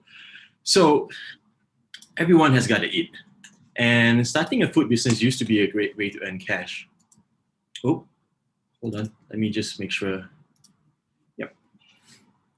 So everyone has got to eat, and starting a food business used to be a great way to earn cash. This is my late granddad when he moved from Indonesia to Singapore some 70 years ago. And together with my late grandma, he started a street side food business selling satay. That's how he raised a family of 7. Fast forward 35 years later, my parents too started a street side food business to earn a living for themselves. We knew of friends and family who started a food business to earn additional side income. But today, starting a food business can be quite tricky. You see, to have a food business, supposedly you got to have a restaurant, and it can be a really expensive setup. It costs upwards of hundreds of $1,000s to get a restaurant up and running, and if you're lucky, you might make some profit in 2 to 3 years' time. If not, it can be a really expensive lesson. True story, that's me. I too started a full-stack food delivery business, but unfortunately, we had to close it down in about 2.5 years due to unsustainable cost structure. Now, on the flip side of this, we've got street food vendors. They cost less than $1,000 to deploy, and they're a lot more mobile, resilient, and faster to reach the point of profitability, because that's how people earn a living off the streets, right? But as we all know, they're not the most hygienic setup. In fact, they run the real risk of being taken off the streets due to urbanization and regulatory pressure. So this is a picture of not progress, but someone losing their livelihoods. So at Outpos, our main thesis is, what if you can have the best of both worlds? The cost effectiveness and mobility factor of street food carts, plus the high fidelity operations and hygiene standards of restaurants. See, deploying one restaurant can easily deploy 100 street food carts, and just as importantly, help fund 100 folks to earn a living for themselves. So there's a real social impact component here. I personally believe that it should be the basic right of anyone to be able to start a micro food business. And to that end, our mission at Outpost is to help to raise the economic, social, and operational standards of your average street food vendors, while helping the local communities have access to clean, hygienic, nutritious, yet affordable food on a daily basis. And this is aligned with SDG's goals, not just in terms of creating decent income creation opportunities, but also to help integrate street food vendors into modern societies. Now, In trying to level up your average street food vendors to operate legitimately and in a dignified way on the streets, what we've realized, especially during the COVID period, is that we've also enabled framework for brands to take their business to the streets and extend their reach to their customers, but in a much more cost-effective way, yet without compromising on their brand integrity or operation standards. This is an example of a brand that we're in talks with to help relaunch their franchise program in Indonesia. But aside from helping individuals and folks to start a street food business and brands to extend their reach to customers, we've also realized that there's a surge of demand from different social organizations to help us operationalize their impact program. I'll talk more about this a little bit later. Now, how do we do this? In trying to modernize street food vendors, our approach is a full stack method that comprises software, hardware, and foodware. On the hardware front, we're trying to reimagine the good old street carts. Introducing to you the Street Smart Cart. Think of it as a Tesla of street carts, but at a price point of a Toyota. Every one of our street cart has got a modular setup, so you can hot swap your cooking equipment depending on the food item that you're selling. It's got a chest chiller to keep your meat produce fresh. It's got a water dispenser, so you have access to clean water as you roam around the streets. It's got a GPS tracker, Wi-Fi to broadcast your location, which then enables new set of interaction with customers. Now, the price point, just $1,000, all in. And for a bit more, you could have the e-bike and a motorbike version. But here's the best part. It should cost our merchants $0 upfront to get started. Yep, $0 upfront, thanks in part to the financing program that we've put in place. We call it the Street Smart Cart as a service model, or SaaS in short. So for as little as $100 and with a transaction fee, we give you everything that you need to get started. So, and here's an example of some of the Street Smart Carts that we've built and deployed. This is the e-bike version and the bicycle version. We've also got a motorbike version as well. Once we sort out the operational hygiene standards on the streets, we only make sure that only trusted source of food gets supplied to them, either from our central kitchen or brand partners central kitchen. We then also do a forward integration into payments platform, food delivery platforms, and give them a mobile point of sale system to help manage their business digitally. This also creates a new set of user experience between merchants and consumers. For example, you can see now where they are and place a pre-order request or a delivery drop-off request, or even ask for them to visit your doorstep and have the food cooked fresh in front of you. Isn't that cool? We've got a few brands that already expressed interest or in the midst of working with us to deploy their new business in a Street Smart Cart form factor. But we've also got a social organization that is keen to deploy 1,000 Street Smart Carts for their beneficiaries as a way to create a micro business and earn a living for themselves. On a user acquisition side, we like to integrate our solution and partner with the super app guys so we can tap on their user base. Now, how do we make money? Just to be clear, we're not in the business of selling hardware. Instead, we're in the business of helping our merchants sell more at a better user experience, and then we partake in that value creation. So for example, when we supply foods direct to our merchants, we make about 20-40% margin. And when we sell direct to end consumers, we make anywhere between 10 to even 100% of the food margin. And given the digital capabilities that's built into our carts, we can also introduce other revenue streams tech above selling food, such as digital advertising, handling packages on behalf of e-commerce companies. And if this works within the food vertical, we can also expand to other verticals as well. But what matters is that for our merchants, they make money, right? So these are based on real numbers. Happy to deep dive into the unit economics during the Q&A, but essentially they could cover their hardware costs in about as fast as 3 to 6 months. But again, given our SaaS model, we can help our merchants deploy their business upfront without any upfront costs. We're not only bringing value to consumers and merchants, but also trying to help the government in setting up a legal framework to be able to better manage street food vendors. In terms of a competition, one might argue, hey, do we compete against the likes of food delivery platforms or cloud kitchens? But we believe that they are an essential part of an ecosystem, and so they are potential partners. Instead, we could compete with the existing street food carts and malls, restaurants in malls. But like I said, we blend the best of both worlds. So there's a real possibility to coexist with everyone here. Now, the market is huge. Every day, 2.5 billion people from around the world consume from street food vendors. In Indonesia itself, there's over 500,000 of street food carts that needs to upgrade their business to stay in business. Brands are looking for new form of distribution. So there's a real tremendous room of hit growth here. And if you get our playbook right in Indonesia, there's a real possibility to expand to other markets, not just within Southeast Asia, but South America and even West Africa. So we are really looking at a potential billion-dollar business in a trillion-dollar market here. The timing is right. Brands are looking for new ways for distribution. Street food carts needs to upgrade the business to stay in business, and we're providing the end-to-end solution. But just as importantly, we've also got a right blend of team that is a combination of youth and experience, as well as having experience in both digital and analog. So Adri have run a workshop that's built hundreds of these wooden carts. We're helping him to build a modern version of it. Adri runs a franchise business, and he knows on the ground operations. I used to run a mobile development studio as well, so we've got some of my band of brothers helping to build out the digital side of the experience. My family and I have had experience, decades of experience in the food business. So we're looking to raise $500,000 on a safe note to help operationalize our business. We've already have about half of the amount committed. But beyond that, given that this is an impact program, we're really excited to work with social organizations or impact partners out there to help better understand the street food economy within your country and look at how we can better integrate street food vendors with the modern side of society. So join us, not just in empowering street food vendors, but also shaping the future of micro retail. My name is Sharif from Outpos, your outdoor point of sale network. Thank you. Thank you very much, Sharif. Oh, it was really smooth as you also holding your lamp that is coming out. Thank you so much for your presentation. Yeah, next is actually from South Korea. It's Minjung from Crepass. Are you ready?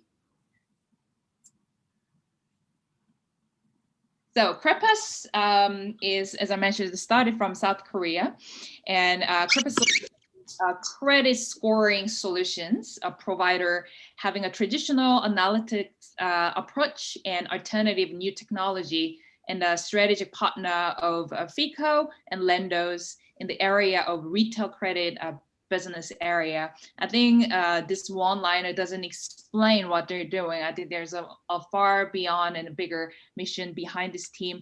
Happy to have Minjung here. Stage yours. Hi, everyone. Thanks for your time today in the morning. It's a very honor for me to express my thought with you. My name is MJ and CEO of Crepass Solution. We are credit scoring and decision platform company. Our mission is to enable financial institutes to provide the personalized line of credit to the customer with the affordable price and the conditions. People may need finance when they challenge for better life, but not everyone can access loan with affordable price. Financial company has their own criteria to find the trustful people, so they have their own credit line. Here is the diligent people. They work hard and make money. But in current credit scoring system, they cannot access loan because they do not have enough financial experience data. To find the trustful customer, it was a very the original real goal was to find out the trustful people. However, while the decision process is automated and without financial data, bank cannot make any automatic decision, then it cannot make some efficient loan decision. Even people with credit history data still has problem. If they have similar financial behavior, they are considered as the same risk group. Here is a Korea case. According to World Bank, private credit bureaus coverage in Korean population is almost 100%. However, over 60% of them is concentrated in the mid-credit who needs more finance. And among mid-credit group, over 41% is a thin filer who has just a little data. So data is shared more and the huge, but similar or lack information problem is always exist. Traditionally, humans' involvement to make this up, but it is not cost effective for a small amount of lending. Some alternative credit scoring can be used instead of humans' involvement. But alternative credit scoring cannot replace financial credit score. Like similar as most of other big data, alternative score is more effective when used with small data, which is the traditional credit score. So here is Crepass solution steps. We developed a credit risk management SaaS platform with a combination of traditional and alternative scoring technology. We use all data we can capture at the application time and apply multiple type of models per data source and have integrated final lending decision. To apply new data solution as a part of current process is very, very complex things. Banks cannot understand what will impact on our real process. Crepass SaaS platform provide two types of service to financial company by their status or requirement. With the applicant's consent, we collect data, process data, generate features, and return them to the bank within 1 second. For banks with more requirements, Crepass steps supply models and decision as well as big data features. By inquiring two steps, bank can receive accept decline recommendation with the loan amount and interest rate. Financial institutes can save 50% of implementation time and 90% of budget compared to on-premise implementation. With the steps, financial company can accept more applicants who they usually rejected. And the non-financial, non-profit can provide a small lending service to disadvantaged people, such as a single mom and gig economy workers. Their payment is not returned to the organization, but used for the next person's lending, so the benefit is continuing. Moreover, we apply alternative scoring based P2P lending platform for impact investment on individuals. Since we first localizing global best practice model back in 2017, we generated more than 1.4 million alternative score. Recently, we successfully get Series A funding. It's about 15 million. And prepare for the next step, which is alternative credit bureau license in Korean market. As an impact company, we were selected as top 20 of Impact Collective. So thank you very much. And also selected as Impact Unicorn Potential Company Program by SK Group. And as a fintech company, we received the High Fintech Award by Director of Financial Supervisor Service and Chairman of Fintech Industry Association and City Seoul. Financial Supervisor Service also appointed Crepass as authorized agent for alternative credit for financial companies. So we can do our overseas project with the Shinhan Financial Group. Crepass is heading to multiple SDGs, and among them, we are focusing to reduce inequalities. By providing stable and sustainable finance options to young and mid-credit people, we can support fair education opportunity, better housing environment, and more business opportunity, we believe. Financial exclusion problem exists all around the world.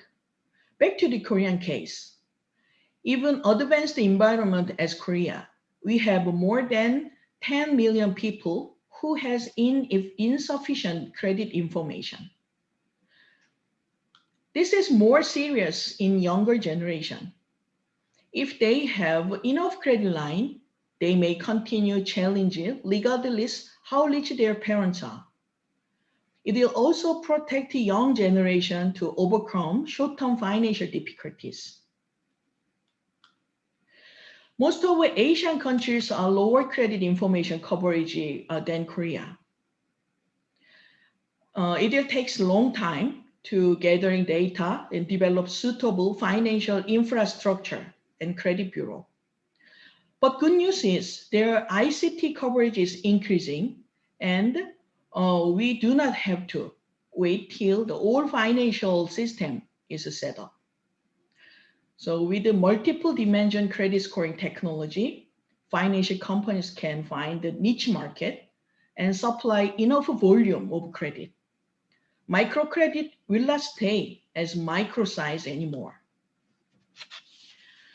Our vision is for 100 million people to provide more financial selections when they need with affordable terms and conditions. We will be credit decision alternative solutions. Thanks for listening. Thank you, MJ. Thank you so much. Those three teams, Amazing, Kara, and Outpos and Crepass, just finished their presentation. Now it's time for Q&A. Let me see who got the questions. So anyone who has a question, please raise their hands so I can point you. Okay, Vikram, go ahead. Hi, Sharif. Good to see you on here. A quick question for you.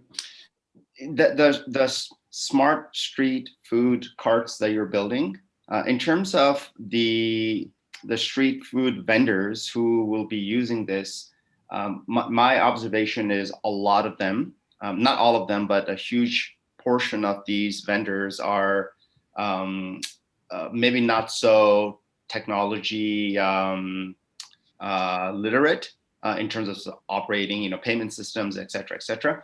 Are these street food carts for all of the vendors, or are you targeting a specific type of vendor who may be somewhat technology relevant, literate, or is it really for you think this is applicable for any vendor?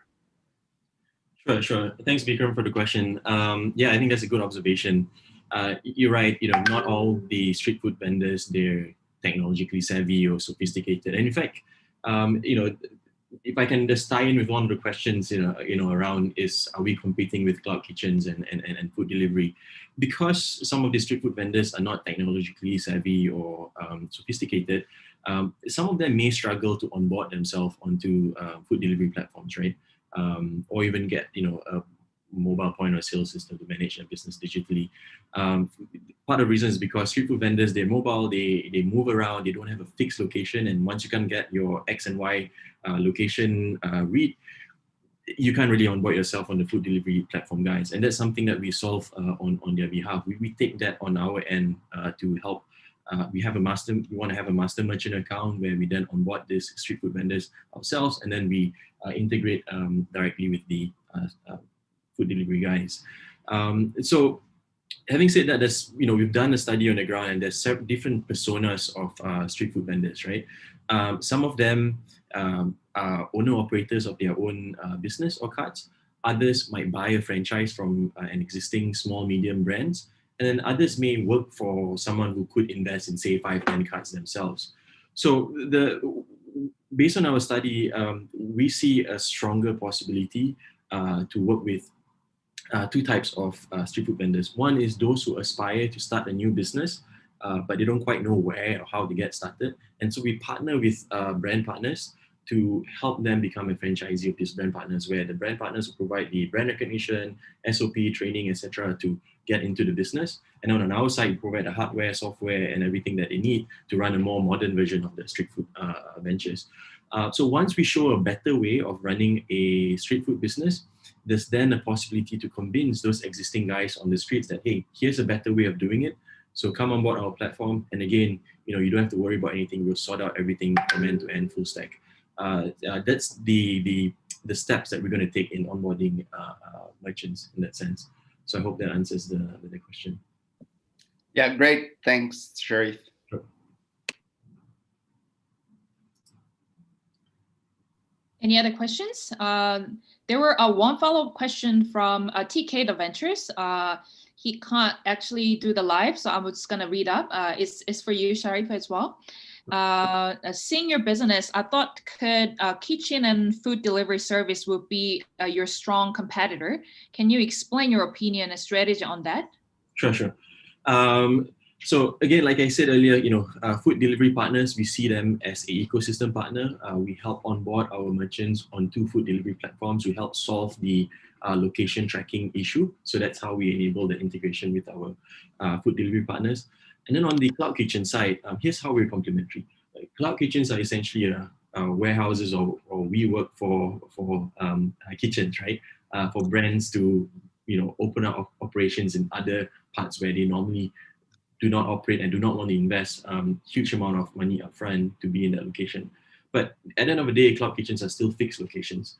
With our street smart cards, we can help their virtual brand partners to then be able to relocate themselves outside of the cloud kitchens and be in the nooks and crannies of communities where it doesn't make sense to build out a warehouse of cloud kitchens there, right? So that's how we can complement some of the virtual brands that are in existence within the cloud kitchen setup. So you're right. At first look, it may seem like we're going to be competing head on with the likes of food delivery platforms and cloud kitchens, but based on our conversations with them, we see more of a collaborative opportunity to help grow the market together, rather than and us having our own specific play in the market in that sense. Thank you. All right, anyone else has a question to Kara and then also Crepass?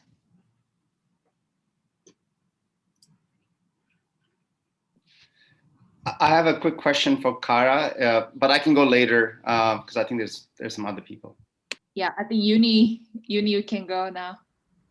Yeah. So I have a question for Kara. Like other language services are facing the similar obstacles to expand their model to different language settings. Do you also have this kind of like difficulties in sign languages, and how you can tackle the problem when you expand your market towards different types of sign languages and different grammar?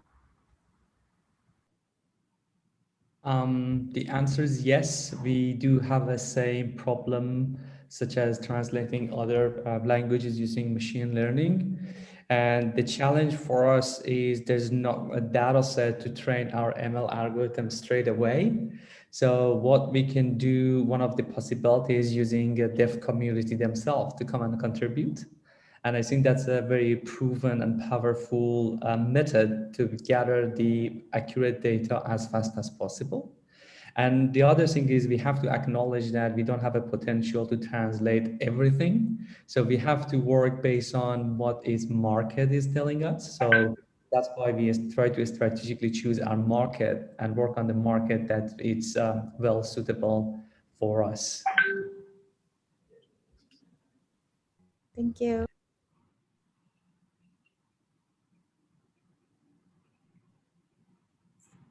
Yep.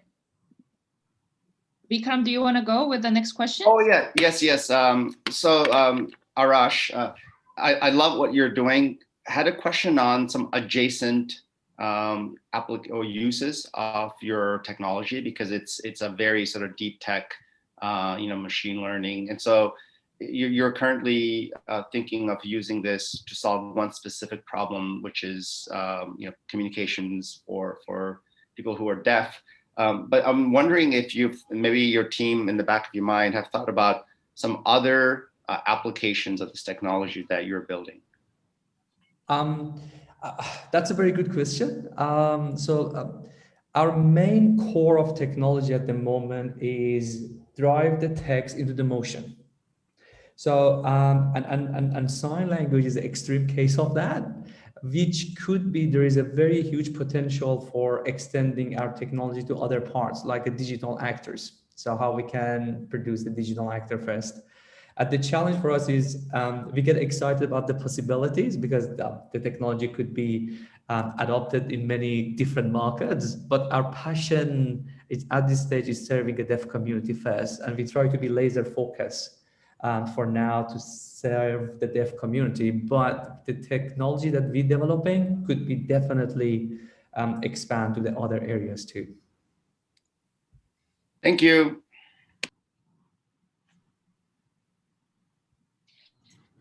Yes, Jimin?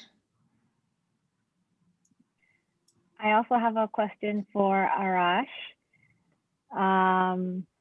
So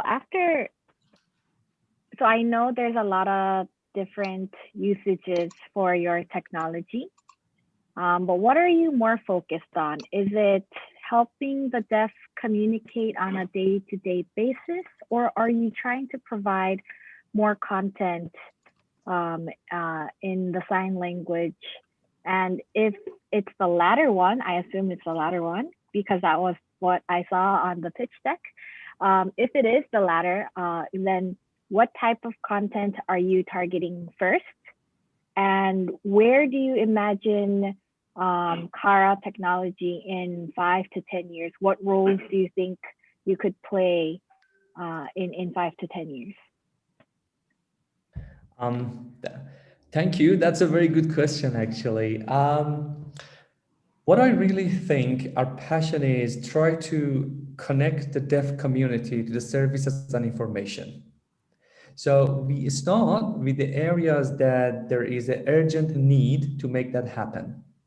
So there are many possibilities from healthcare to banks to et cetera, to go through and provide access. So what we did, because we're a small team and we cannot access for everything, so we asked the deaf community, what are your biggest challenges are? So that's why we get this guidance from the deaf community first. So at the beginning, it's look like that we are very niche, but our passion for the future is a scalable solution for translating everything. So we could be either again at the end of the goal here is being on the YouTube, like you see those closed capture automatically, even in the Zoom, you can provide a translation.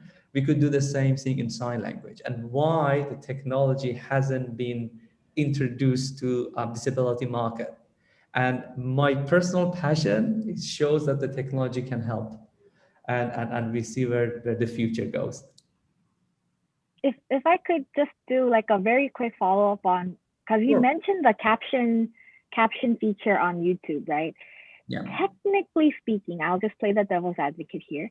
If you have the captions already, you technically don't need like a side like character avatar doing the sign language. That's like, aren't they your competitor?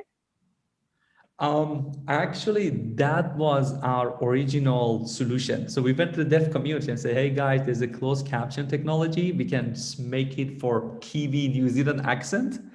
But we figured out, they said, no, the closed caption is not the best solution for 2 reasons. Number 1, deaf kids cannot read. Number 2, even an adult, a deaf adult, a spoken language for them is their second language. So if you grew up in New Zealand or US, English for you as a deaf person is your second language. So the literacy edge in deaf community is dramatically like lower than hearing community. In New Zealand, a 21 years old deaf person has a literacy age of 8.5. So reading subtitle English very fast is not a suitable answer. So we have companies in New Zealand who translate emails in sign language because of the literacy problem of a deaf community. It's a chicken and egg problem because of education is not good, so you don't get enough education, so your literacy age is dropping.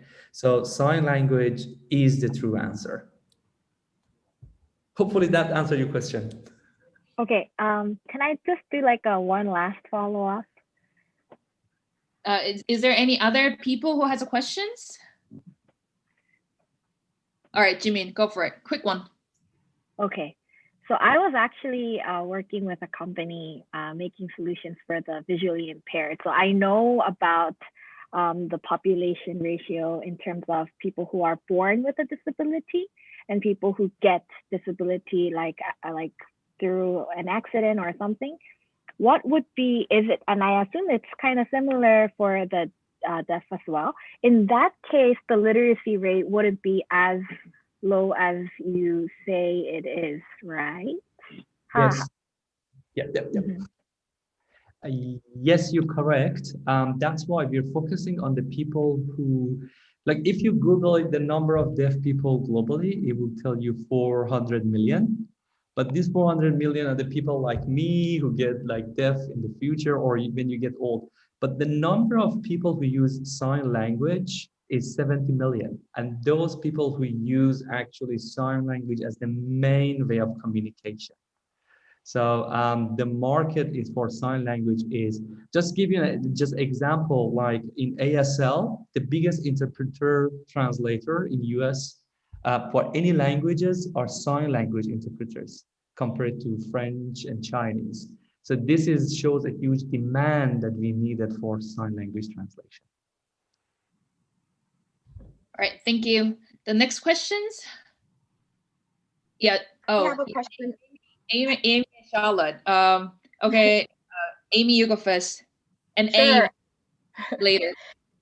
So I have a general question for all three awesome teams.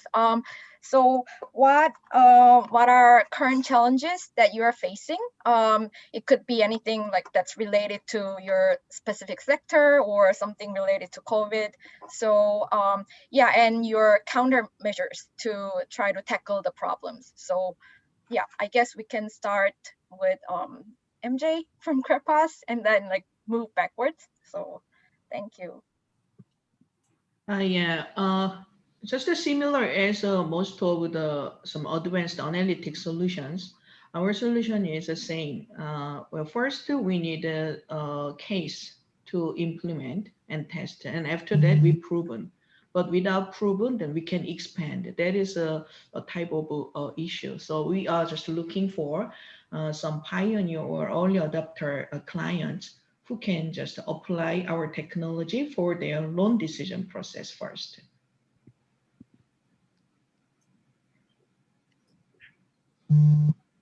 Now, who wants to go next? So, yep, Sharif here. So I guess I can just very quickly take that question. So challenges, one would naturally think, would COVID be a spoiler in tying street food vendors or taking them off the streets?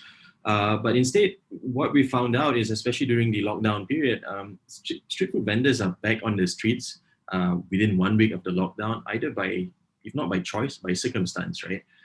So we've realized that instead of COVID completely destroying the industry, we found out there's a real need to actually work with these vendors to help them figure a way how to operate in a much more hygienically and operationally sound way, especially given the current component. So what we thought initially was a challenge became more of an opportunity, right? And to that end, we've also found out that there's more social organizations approaching us and asking us, hey, can we help our beneficiaries start a micro food business as a way to earn a living for themselves, given a lot of people have lost their job, there's a surge in unemployment and all that. So the challenge that we face right now is that given that we're a super early startup, we suddenly find in a situation where there's a surge in demand and we're not able to fulfill that demand, partly due to lack of resources, partly due to having a relatively small team. So if only we had started Outpos like a year sooner, right? I think we'll be primed to release leverage on this black swan moment. But yeah, the reality is we are where we are right now. And we hope to be able to work with both our investors and other ecosystem partners to accelerate the deployment and growth of Outpos to really help out the street food vendors operate in a much more sound way.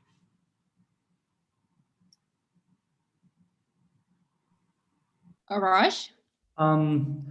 One of the challenges that we have, I think, is brought on the COVID is when the emergency happened, we always try to come across with the solution to like address the majority and the minority just left over. I just give you an example. For example, when the COVID came in New Zealand, we had some hotline for people that if you're suspicious that you have COVID, you have to make a phone call.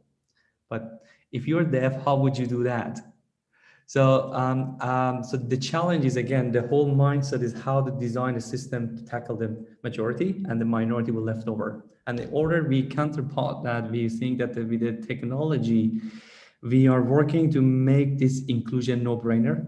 So we designed a solution as it was in sign language. There was a Q&A based on the CDC that you could do the self-test in sign language for COVID-19.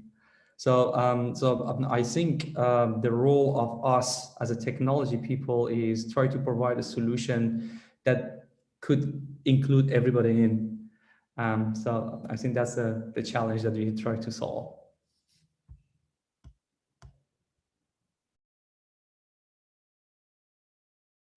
Thank you. Aim, you want to go? Yeah, sure.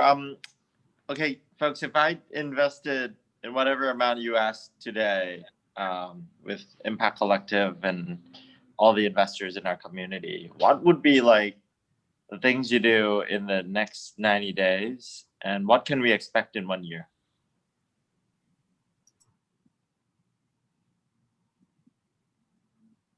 Sharif, you want to go first? Sure. Yeah. So, I mean, we're pretty clear with our funding goal, right? We've pretty much lined up the ducks in terms of agreements or MOUs with brand partners, with social organizations. We've seen a surge in individuals, wanting to set up a micro business for themselves. So, we've got all that going. We've got our team set up. We've got our prototype built. We really want to get into the next phase of being able to deploy from the 5 cards that we have and scale up to between 30 to 50 cards and gain more learnings, right? As to where the areas we can further optimize. While intuitively we sort of know what we want to do and what we have to do, but the reality of it is once you launch in a market, you still gotta gather feedback and iterate accordingly. So it's really giving us this ability or permission to go on and run all these various experiments and A/B test our solution between different sets of street food vendors, between different sets of brands, and in different areas. So that's basically what we want to do first. We want to, even if we were to raise $100 million tomorrow, right, we still want to go through that process of being able to deploy one cluster of about 40 to 50 cards within one certain area and run all our tests so that it enables us to be in a better position to scale up when we do our next round of fundraising. And that's how we plan to do things in a more methodological and disciplined manner. So I hope that answers the question. MJ?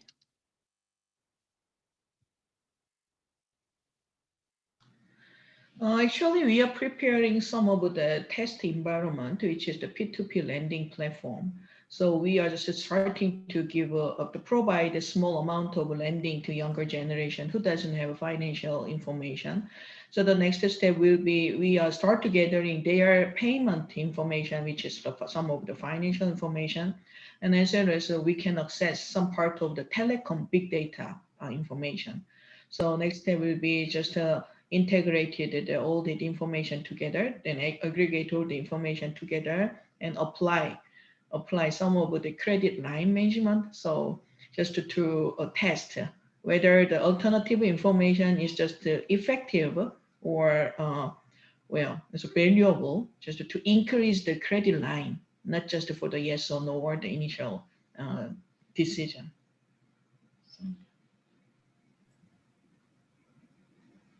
So, yeah. Go ahead, Arash. Yeah. Go ahead. I've got another question coming up next, so you go first. So Arash, you go. Yeah, so to answer your question, Aim, is if the money that we are asking now enable us to make all this pay pilot to a revenue. So the challenge for us is because we are testing the product and building at the same time, we don't have the economy of scale.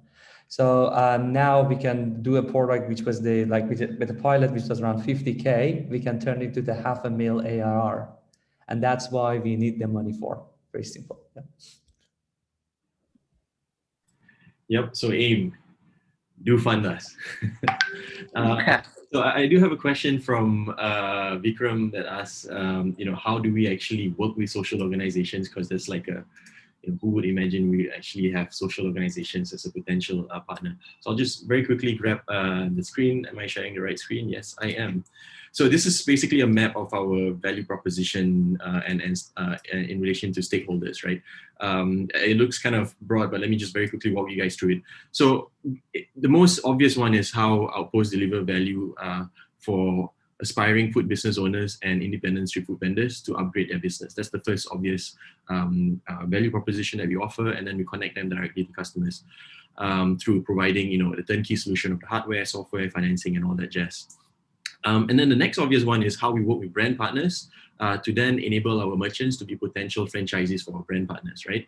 But what we also realize is that social organizations, they have a surge of beneficiaries to support now, and they want to help their beneficiaries to be a bit more independent. Rather than just giving them donations, they want to help them start a micro food business or micro business so they can earn a living for themselves, right? That's a much more sustainable way of helping them out. But social organizations, they're not the domain experts when it comes to setting up a food business or a retail business or whatever it may be. So what we found out is that we are also providing them a turnkey solution to not just operationalize their impact program, but to help their beneficiaries start a micro food business together with our brand partners in a less riskier way. So social organizations are really a great source of qualified leads, of people who are really hungry and willing and able to start a business to earn a living for themselves. But they need a bit more of guidance. And this is where our turnkey solution is perfect for them. So in that sense, social organizations help us solve the whole merchant acquisition issue. As it is, we've got 2 social organizations who've explored relationships with us. One is keen to send our way 1,000 beneficiaries to start a micro food business. Another one has got hundreds of them. But again, we are hamstrung by our ability to scale. We're just looking to deploy 30, 50 cards at this moment. But with the support and resources that we can raise from the external community, we hope to accelerate this process and better serve our social organization partners. So yeah, thanks for the question, Vikram. Thank you, Sharif. I think we have a question from Charlotte, if you still want to go. Yes, this one's for MJ from Crepass. So I just wanted to kind of go over, I think, a question that Pat also posed. Could you maybe talk a bit more about your competition and also elaborate on, just one second, I had it written down somewhere here, but you talked about having a pay forward loan for nonprofit sector. Could you also elaborate on that, please? Yes. Well, if I just answer for the second question first, then pay to forward. Usually the non-profit organization is just to grant money to the receiver, then they do not accept to the payback to there because of some of the financial treatment issue. But the problem is it's just one time, and then the impact and effectiveness is just limited. So some of the trial that we would like to apply is just to grant the money. Then if they pay back, then we reuse that money to the next person. So that the person is just to pay back a small amount of interest and then their principal, then we can just pass it to the next person. So it's 100% to pay back or just 50% of payback with another 50% grant money. So those type of things are what we are using. But another difference or another difference is usually the non-profit sector is rely on the analog process and manual basis. Then with that method, we cannot just make the bigger or cannot treat the bigger amount of money. The scalability is some problem. So while we are doing that job, then we gathering all of digital footprint information, and we analyze that part and make that process or digitalize that process and make that process automated as much as we can, and just expand that part. So that is those type of things that we apply alternative information and alternative credit scoring for the business. And the competition, usually banks just make the decision what the accept or decline. So some tools that they apply for that process is our competitor everywhere. So it can be some of financial information, and maybe they can analyze it with some advanced machine learning methodology. But it can have some problem, because then we can penalize people with just once a delinquent. Then we will score down in the regular scoring and also apply some of the machine learning methodology penalty. So our data is just not duplicated information. So we are using some social, mobile, internet type of information, as well as telecom or non-financial commercial transaction information. So yeah, there is some difference with our competitors. Yeah, thank you, MJ, thank you, Kara team, and thank you, Outpos team. If there is no further questions, yes, no further questions. We are going to move to the quick break, actually. So thank you so much, everybody, for pitching today. Yes, awesome conversation. Yeah, we still have some of the questions under the Q&A tab. So teams, please answer those questions and make sure that everything is being answered. And judges and attendees, let's go have a 20-minute break. I know that in Korea it's lunchtime, so grab something quick, kimbap or whatever you have around. Samgap kimbap, I want to have that thing. So go grab something, and then we will meet at the 12:50. So just come back at 12:45, and so we can start the next stage. So next stage is a future of work and economic growth, which is really, really exciting. We have a 3 amazing team is ready for that. So thank you so much, and I will see you guys in 20 minutes.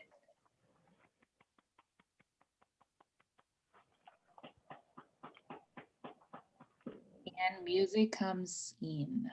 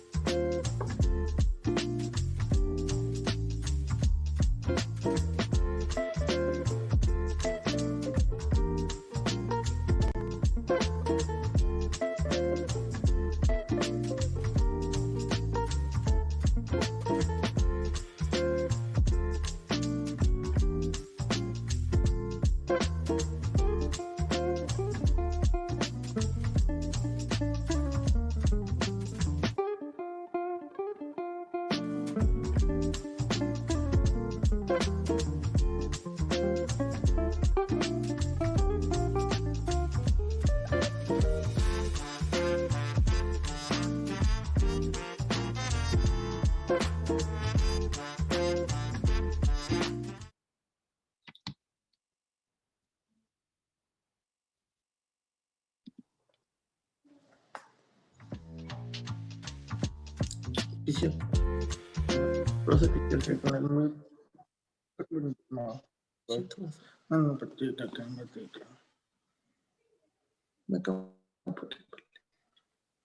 Welcome back, beautiful humans.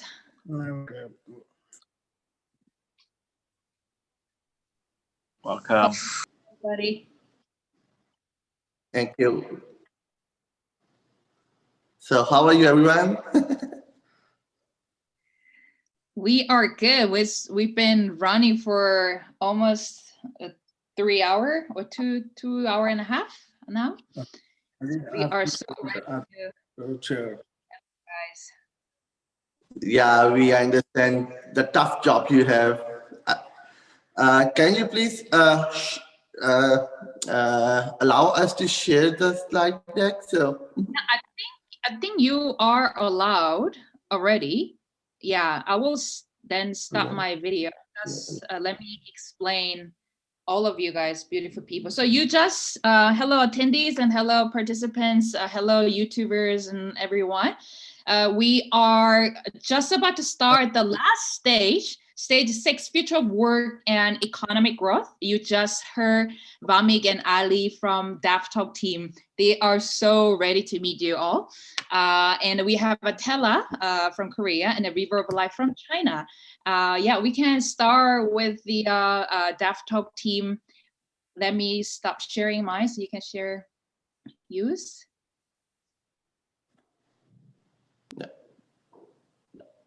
Does it work? Okay, perfect. Please make it full screen. Yeah, full screen.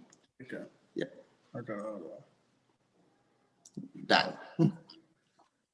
Awesome. So we have Ali and Vamik. They are a duo that you would know why they are always together once they start the presentation. The DeafTwak team is based in Singapore and Pakistan, and they are making online sign language interpretation service through app. And it's super exciting team. Vamik and Ali, please take away from here. Thank you so much, Charlotte. Hi, everyone. I'm Ali. I'm Vamik. Vamik is my eyes because I'm blind by birth. Ali is my ear because I'm deaf by birth. And we are a team, DeafTwak. We are here to bridge the communication gap for the deaf community. Just imagine you visit to a doctor but unable to explain the pain because doctor doesn't know your language. That's 500 million deaf people facing that particular challenge every single day in their life.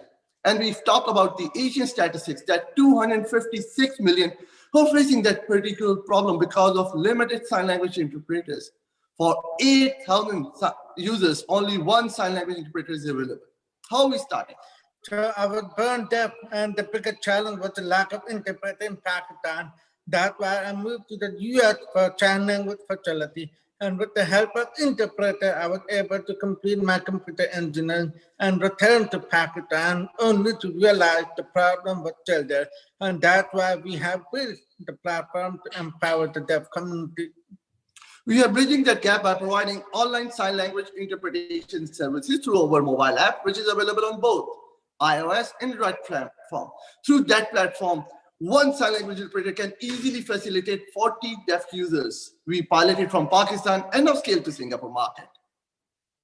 So here's a screenshot of a mobile app. It's an online marketplace where we connect deaf users with an interpreter. After the service, we have a feedback mechanism to ensure the quality. Here's a demo of our video.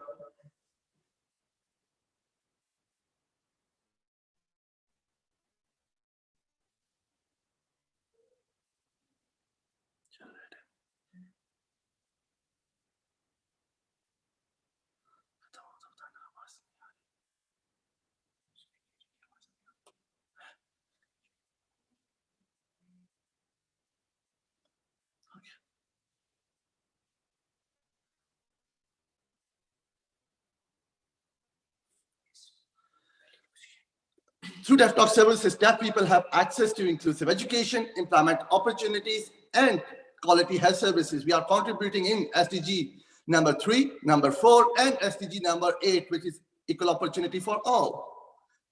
In 2 years of operations, we have rendered more than 94,000 hours of sign language services. We have 18,000 plus active users from both Pakistan and Singapore market.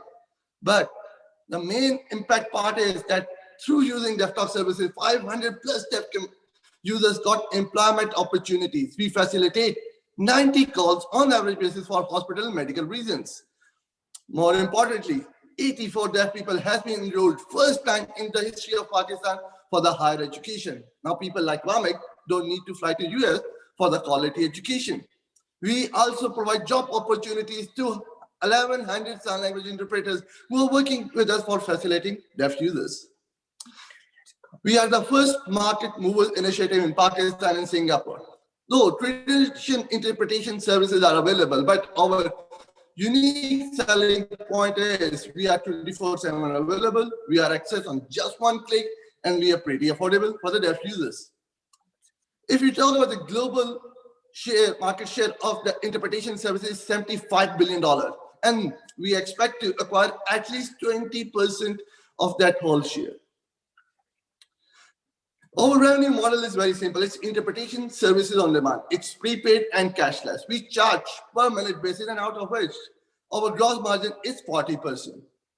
We're able to develop B2B partnerships such as with WION, Singapore International Foundation, UNDP, SOGO, and much more.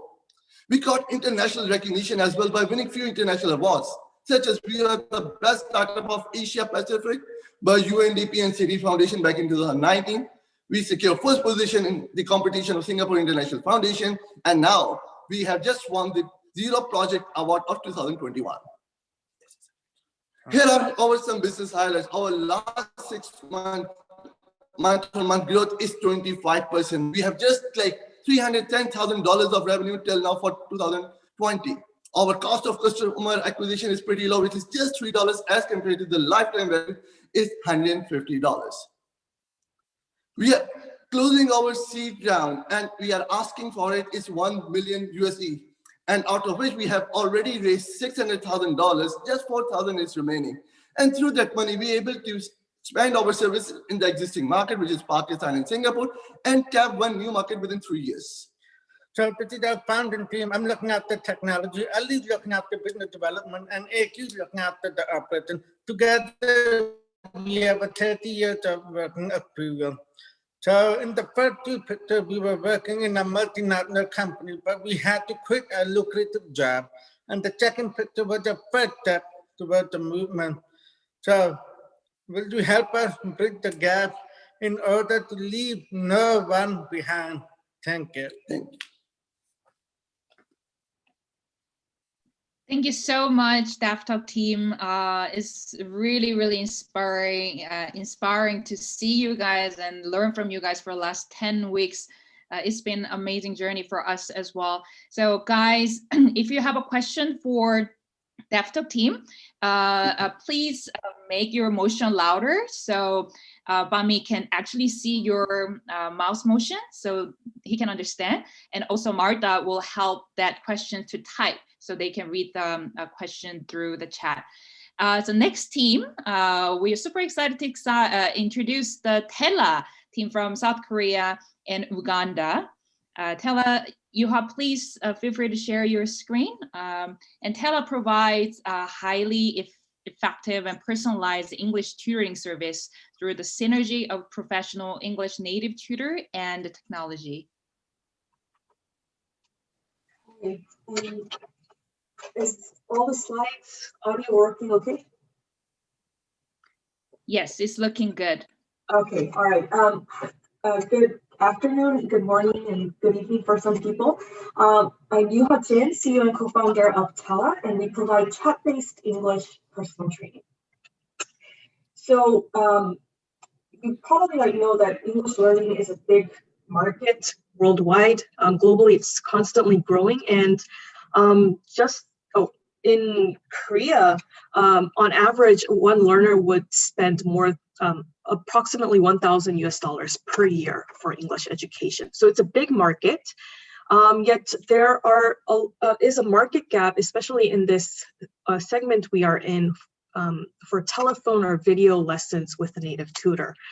So the biggest problem people are facing is awkward learning experience, or the psychological barrier they have towards English, because they have that fear. Just picking up the phone call or the Skype or Zoom call from the tutor itself is nerve-wracking, and going through the whole process, whether it's a 10-minute or 30-minute lesson itself, really just having to instantly understand the tutor and respond in English, that actually increases their fear and not solve it. So the completion rate is usually less than 50%.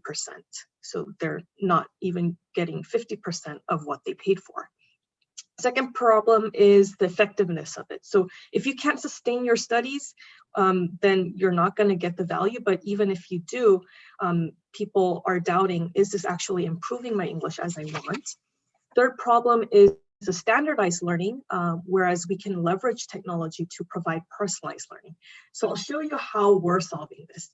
We're solving this based on texting or chat lessons. I'll show you how it works. So currently it's a 25-minute lesson, and it's all through chat. A tutor will lead the conversation in English, and for all the sentences the student writes in English, you'll get an instant correction and better recommendations for better expressions. Show you a short demo of it. So yeah, this is, you can do the lesson anywhere, regardless of if there's people listening in on you.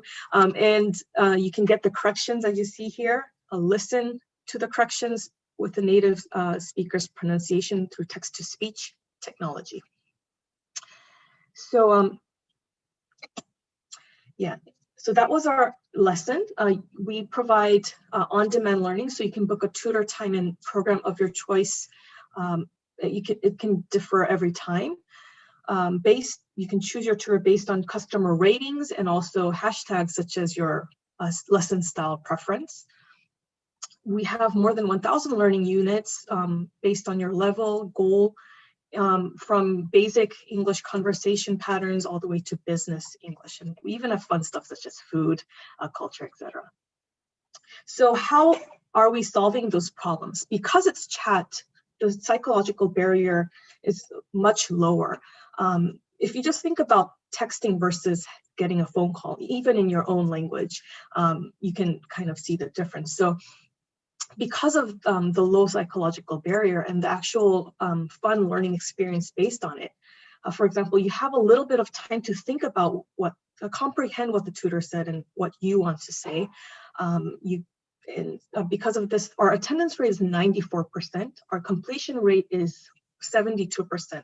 This is the highest in the whole online education space. And people are actually feeling that they get the value of what they paid for. Now, is it effective? How can chat actually improve my English proficiency or speaking? There's research done where chat lessons actually improve your proficiency faster than verbal lessons, such as telephone or in-person lessons. I can't go into the details too much, but basically it's visual learning. You get instant feedback, and there's actually room to think more deeply. So those are the main reasons. And we are seeing that from our customers. We're trying to provide personalized learning based on user data. Because it's chat lessons, because it's we have text data of each learner and tutor, we can analyze each customer's English proficiency, learning progress, and based on that analysis, we want to provide more personalized content based on their proficiency and goal of English. We now have voice lessons as well linked to the chat lessons that people ask for. Because you gain the confidence through chat, they want to try it out through voice, and they have a much higher satisfaction with that. So you can see it in our numbers. Our trial purchase rate is very high compared to our competitors.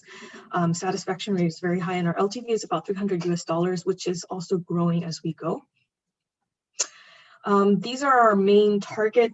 Usually it's our adult learners, and You can even go on our website right now and see all these testimonials. Like they write essays of how Tella really helped them improve their fear of English, help them continue study, and really see the results. And we're now expanding our customer base to people, Korean learners basically abroad in 61 countries, and also teens or preteens. So we've break even at this point, and also achieved more than $500,000 US in annual revenue, and we want to grow with investment faster next year. We also have a lot of B2B partnerships, notably PUBG, Samsung Electronics, etc., for employee training. We have a small team of 3 people. We want to have a few more with investment, hopefully if we get it this time. And we plan to expand to the global market, starting with East Asia to Spanish-speaking countries and other regions as well. And we're confident we can, with our service, we can reach this, the top 5 in the next 5 years. So we showed the learner side and how our service is impacting their actual learning goals. It's also impacting the tutor side. So we founded this company initially with the mission to create jobs for East African university graduates, where the unemployment rate can go up to even 80% at times. Many years later, we now have great tutors working professionally. This is a picture from last year. And we even had people get diplomas while they're working at Tella and even get married with each other at Tella. And we also got certified as a B Corp. So to summarize the impact we created in East Africa, more than 100 jobs were created with a great salary. Also, so that it changed the lives of our individual tutors and their family and community, but also built individual capacity as professionals so that they can become professionals to create even greater impact in the future, not just in Tella, but in the industry or their society. The ultimate impact, though, is that we, Tella, although we aim to become successful, we won't be able to create all of the jobs that are missing. But through our success story, we're changing the perception of Africa or an African talent. So already more than 40,000 Koreans have experienced a lesson with a Ugandan tutor. So that instantly changes the perception they may have about the African continent in general or the region in general.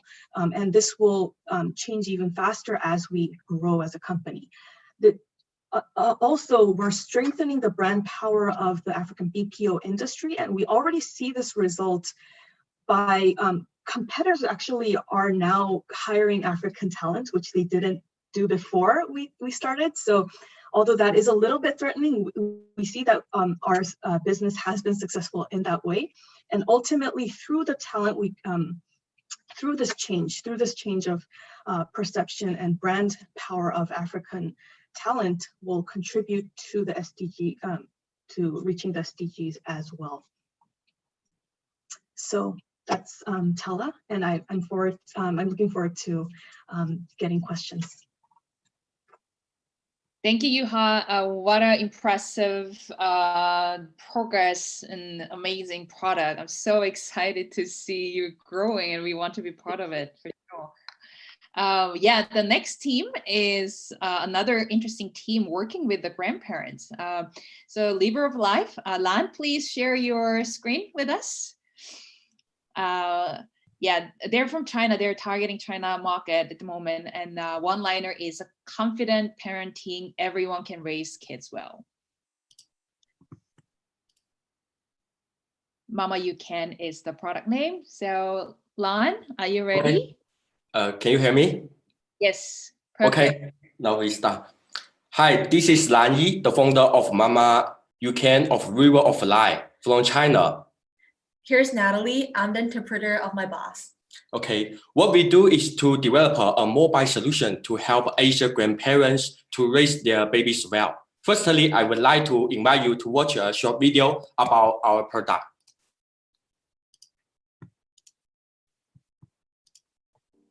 Are you worried that you can't raise your baby well?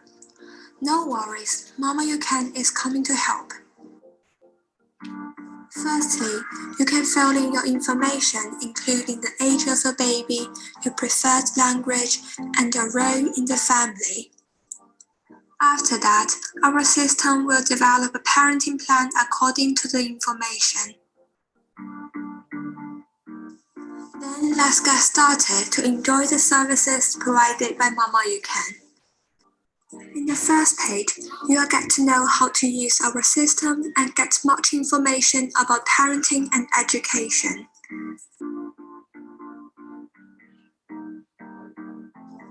And then our system will give you voice instructions and messages every day to remind you and teach you how to take care of your children.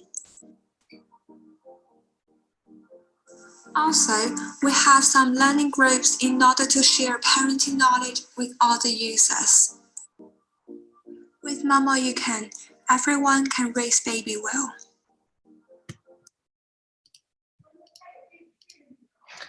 Hi, I'm Lan Yi, the founder of River of Life from China. Why we do? When I was a student at school, I noticed that people don't believe that low education family can raise kids well. But I don't think so. At last, I decided to switch my career to the education. So far, I have 9 years experience in education, including rural education and online education startup. When I became a father, we found that there is a huge group of women whose needs are usually ignored by society. So if you are new parents from a normal family in developing region, you also have some problems. For example, your baby needs to be nurtured, and it is very expensive to afford a babysitter, but you might sacrifice your job to become a housewife. And here, grandparents play an important role to take care of these children.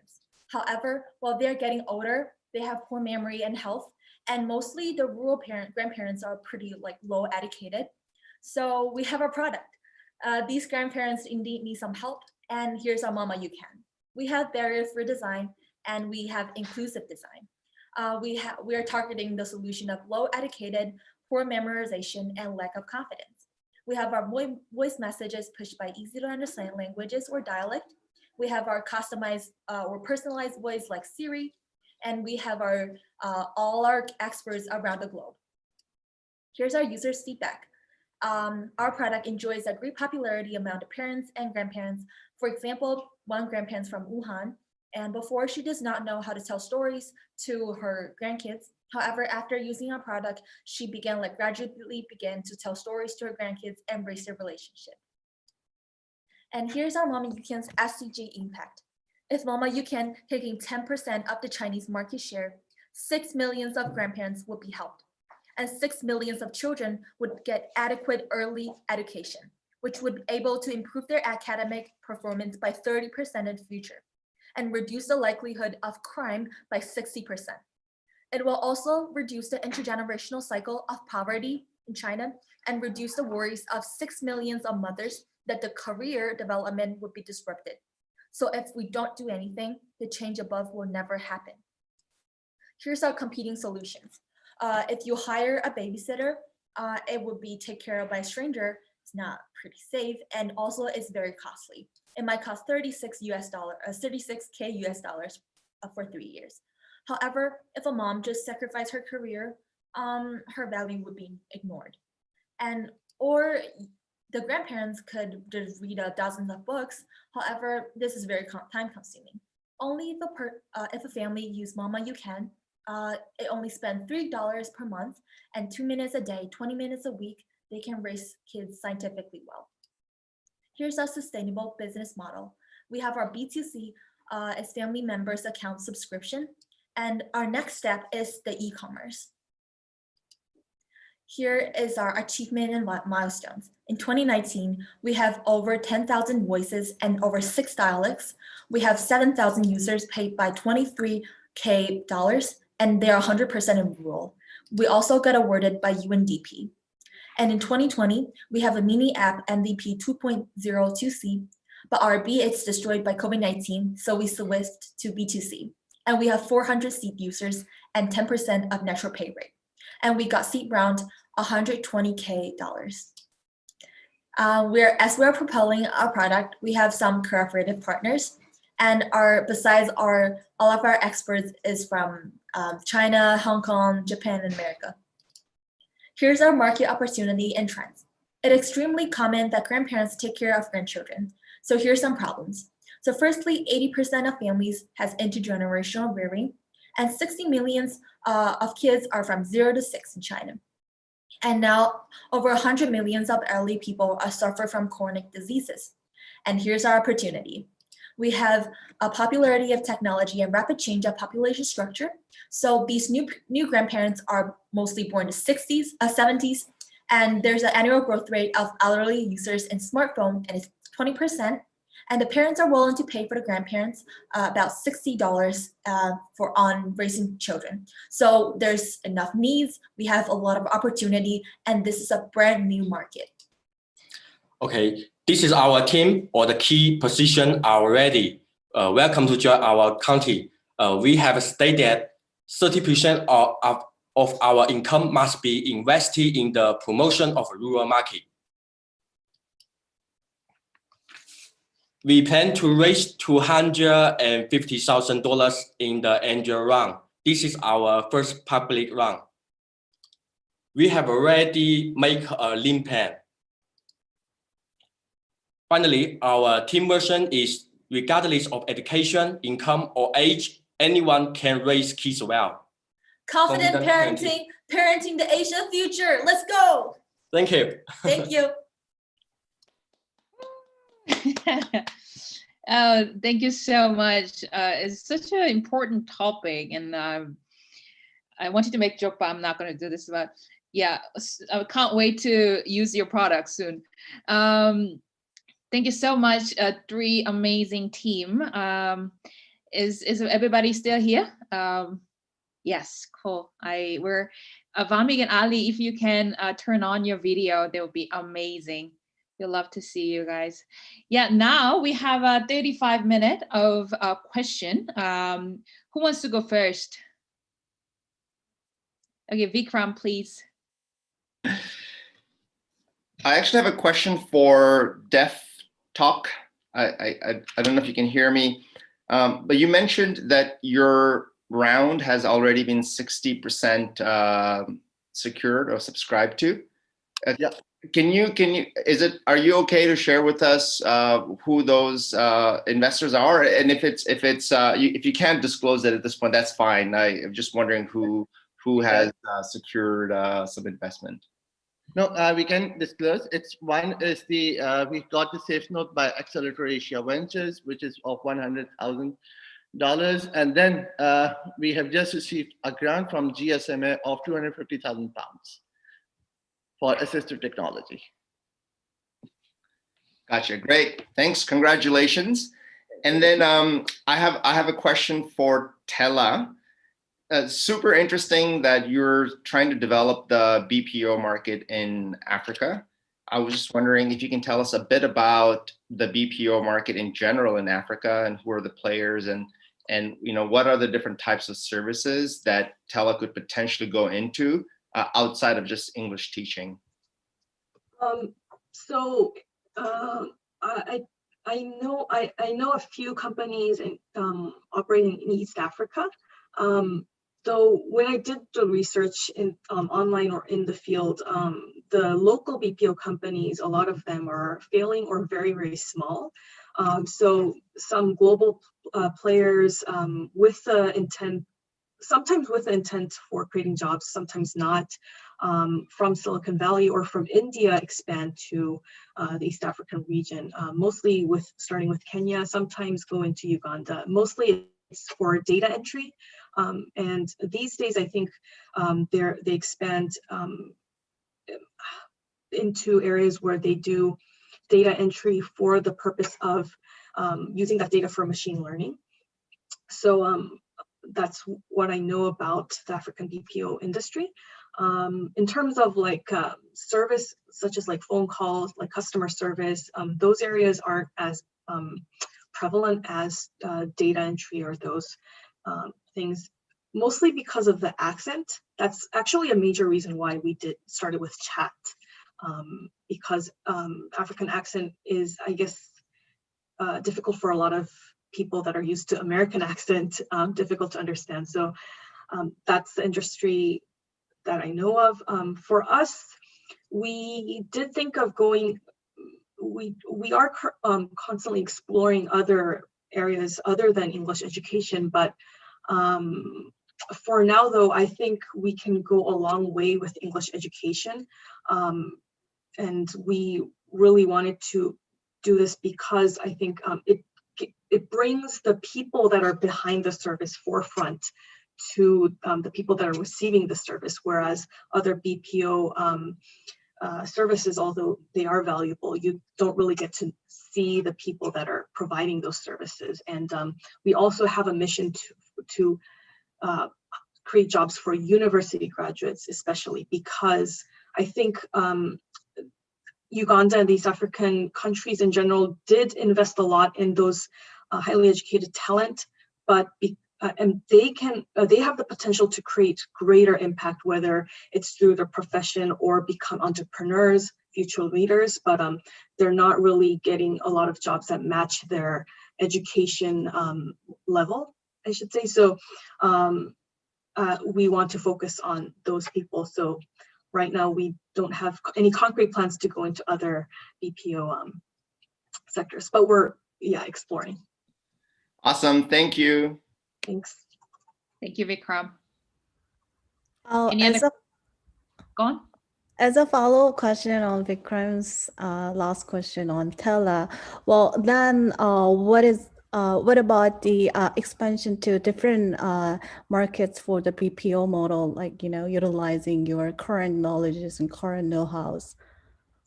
Other markets, meaning other different countries? nations, yeah. Right. So the English market, English education market is big global. For Korea, it's a little bit saturated, but for other countries, it's still growing very fast. And when we do our research, when we visited some of these, the regions we want to go to, I think because the competition in Korea is so fierce, any service that really survived the Korean market actually has a lot of, I think, competitive advantage in terms of the service quality. So so our plan is to start with East Asia, which is the closest. Culturally, is still a little bit more similar than others, starting with Japan. And so we're currently trying to build partnerships to enter these markets. And I think as time passes by, I don't think it'll be that difficult in terms of having to heavily invest in order to enter these markets, because I see a lot of startups, not just in this education region market, but other markets as well, where they don't really need to hire a bunch of local people or just work with a few people, or they don't have to set up an office. They can just expand globally while staying in Korea, but cooperating with a few small teams in those regions. So that's our plan. Hopefully we'll start next year with Japan and Taiwan. And when we build that momentum, we want to expand to other places as well. Oh, to more clearly, actually, I was, asking you about the expansion of a BPO model in different nations other than Uganda. I mean, there are a lot of emerging countries where have higher education rate and good English speaking, potential teachers. Right. So not just hiring in Uganda, you mean? Yeah. Okay. I see. Sorry about that. So we we're thinking about expanding into neighboring countries of Uganda. Rwanda, Tanzania can be those countries. And so start with East Africa, where it's more close in contact culturally, it's more similar. And so we'll start with East African countries, and we're actually open to other countries, whether it's in Africa or other continents. But yeah, we'll definitely start with East African countries that have a lot of English speakers with the similar problems. Yeah. Thank you.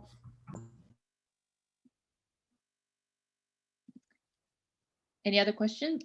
Will, please. I have a question for the Mama You Can. Thank you for the very passionate presentation. I was wondering more about the actual user side or user traction we got so far. So what is like the user behavior of top 20% of our users? Like how much time they actually spend with the application, how many classes they get or on daily basis or etc.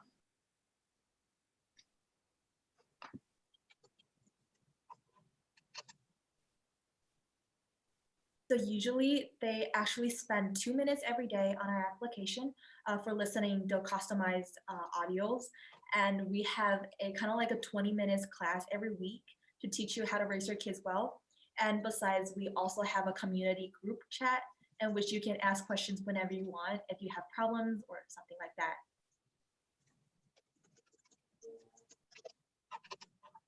Okay. And then how many actually, how many percent of users are following that mapping that you guys have?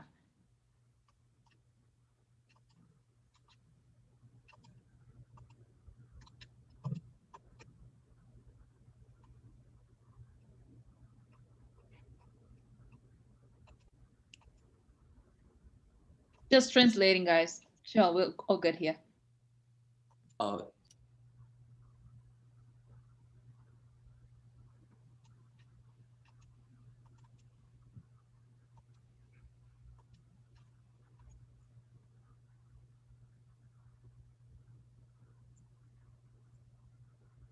I guess he has a lot of things to... I'm sorry, my English is poor, so she's my translator. So I 就是我们是强制推送的。 Yeah. We're trying, so there's a mini program in WeChat, so like everyone chat on that. So like every day we have kind of like a propel that we force them to listen to it. So like, but most of them, like most of the grandparents, they listen to it every day because the time is so short, and most of them like participate our classes. 大概%多少？都听，老人是老人都听的。 都听的，进来都听的。 Like all of them joining our classes, like participate our class. Yes. So it's almost like around like above the 90% of the current users actually participating all the courses. Gotcha. Thank you. Okay. If they're not participating, they might just exit or cancel out our program. Okay.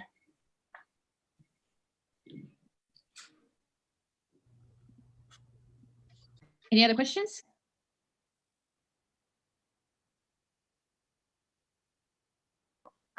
I have a question here. So I have a question for Yuha from Tella.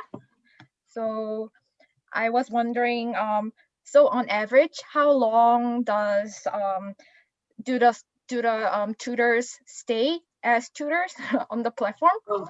And are they also provided with like a certain like a teaching template that Tella developed, or yeah, so thank you. Yeah, so on average, I didn't make calculations recently, but I would say at least 1 to 2 years on average. We don't have many that just leave because they're dissatisfied with Tella, but yeah, on our Ugandan side, a lot of cases they get the jobs that they kind of majored in or kind of dreamed of with the experience they got from Tella. And they actually get great feedback from their next bosses, where they're very equipped to do the job. For training, we do provide some online training and also a guide or template, as you mentioned, because we do want to minimize the difference in quality that the people feel. So yeah, we provide teaching templates for every single content unit that we have. So basically, whichever tutor you sign up for, you'll get similar quality of lesson, but just a little bit difference in personality or style, lesson style.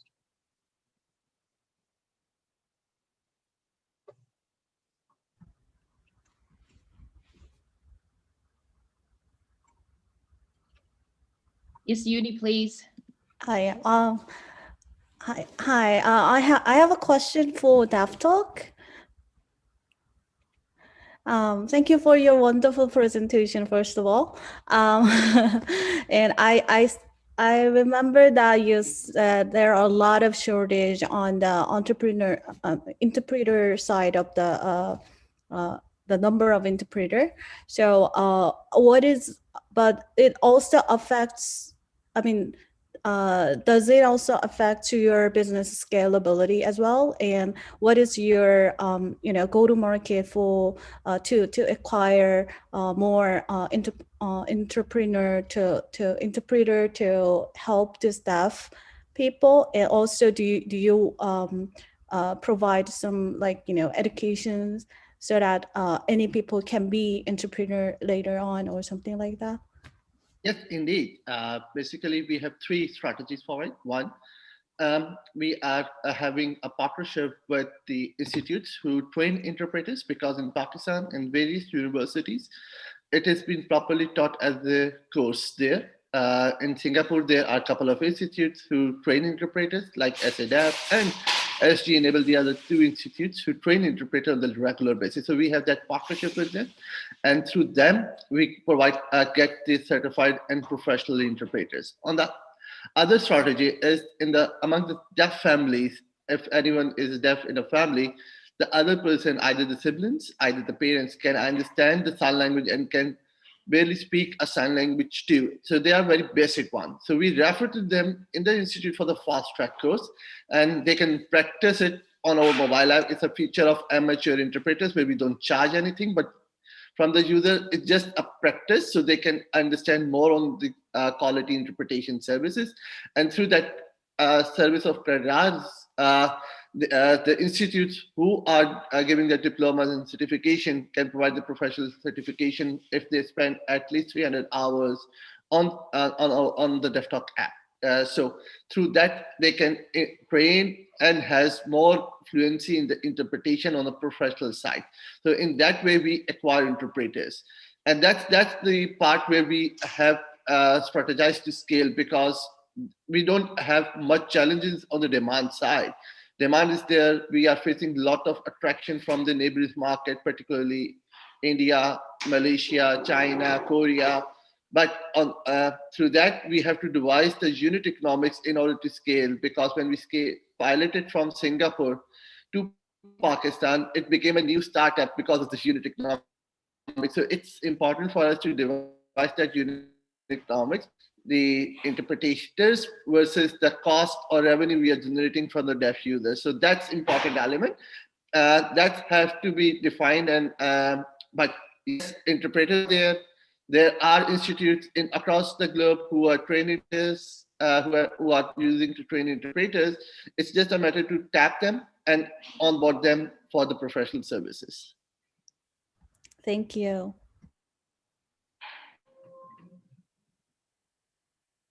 And yeah, one more thing on it. We are also developing the AI platform, AI bot, for content interpretation. It cannot be used simultaneously because it takes a lot of time. But in January, through Google partnership, we have just find out the content interpretation from text or from voice to sign language. So that feature will be in our 2.1 version of app, which will be launching in February, hopefully. Thank you. More questions, Vikram?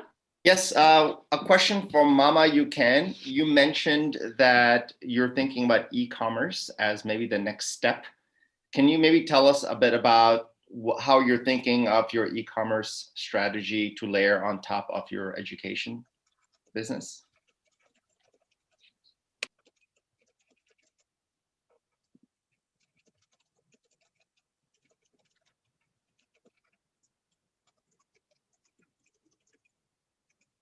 It has been proved in China that if once we have this product, we might just let these grandparents to buy like kids products. For example, 比如什么东西？就是母婴喂养的，0到3岁的母婴喂养的。Like， 比如说。服装啊，玩具啊 ，toys。For example, kids' toys, kids' costumes, or these kind of things. these are like kind of related. 对，这个也是被同行验证了，就是教育内容到电商这个模式，这个行业已经被验证了。The content has been proved. Thank you. Yep.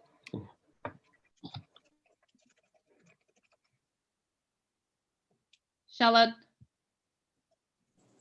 I had a follow-up question for Mama Yuken. Just in terms of markets, it seems like in the little promotion video that you showed us, there are different language options. Could you talk a bit more about why you chose to do this and what's the appeal of it in the context of China, and whether you're intending to scale this to other countries?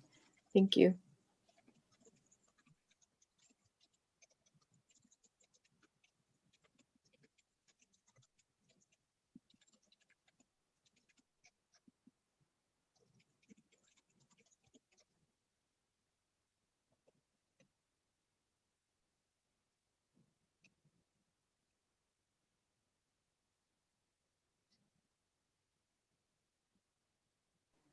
So here's the answer of your question.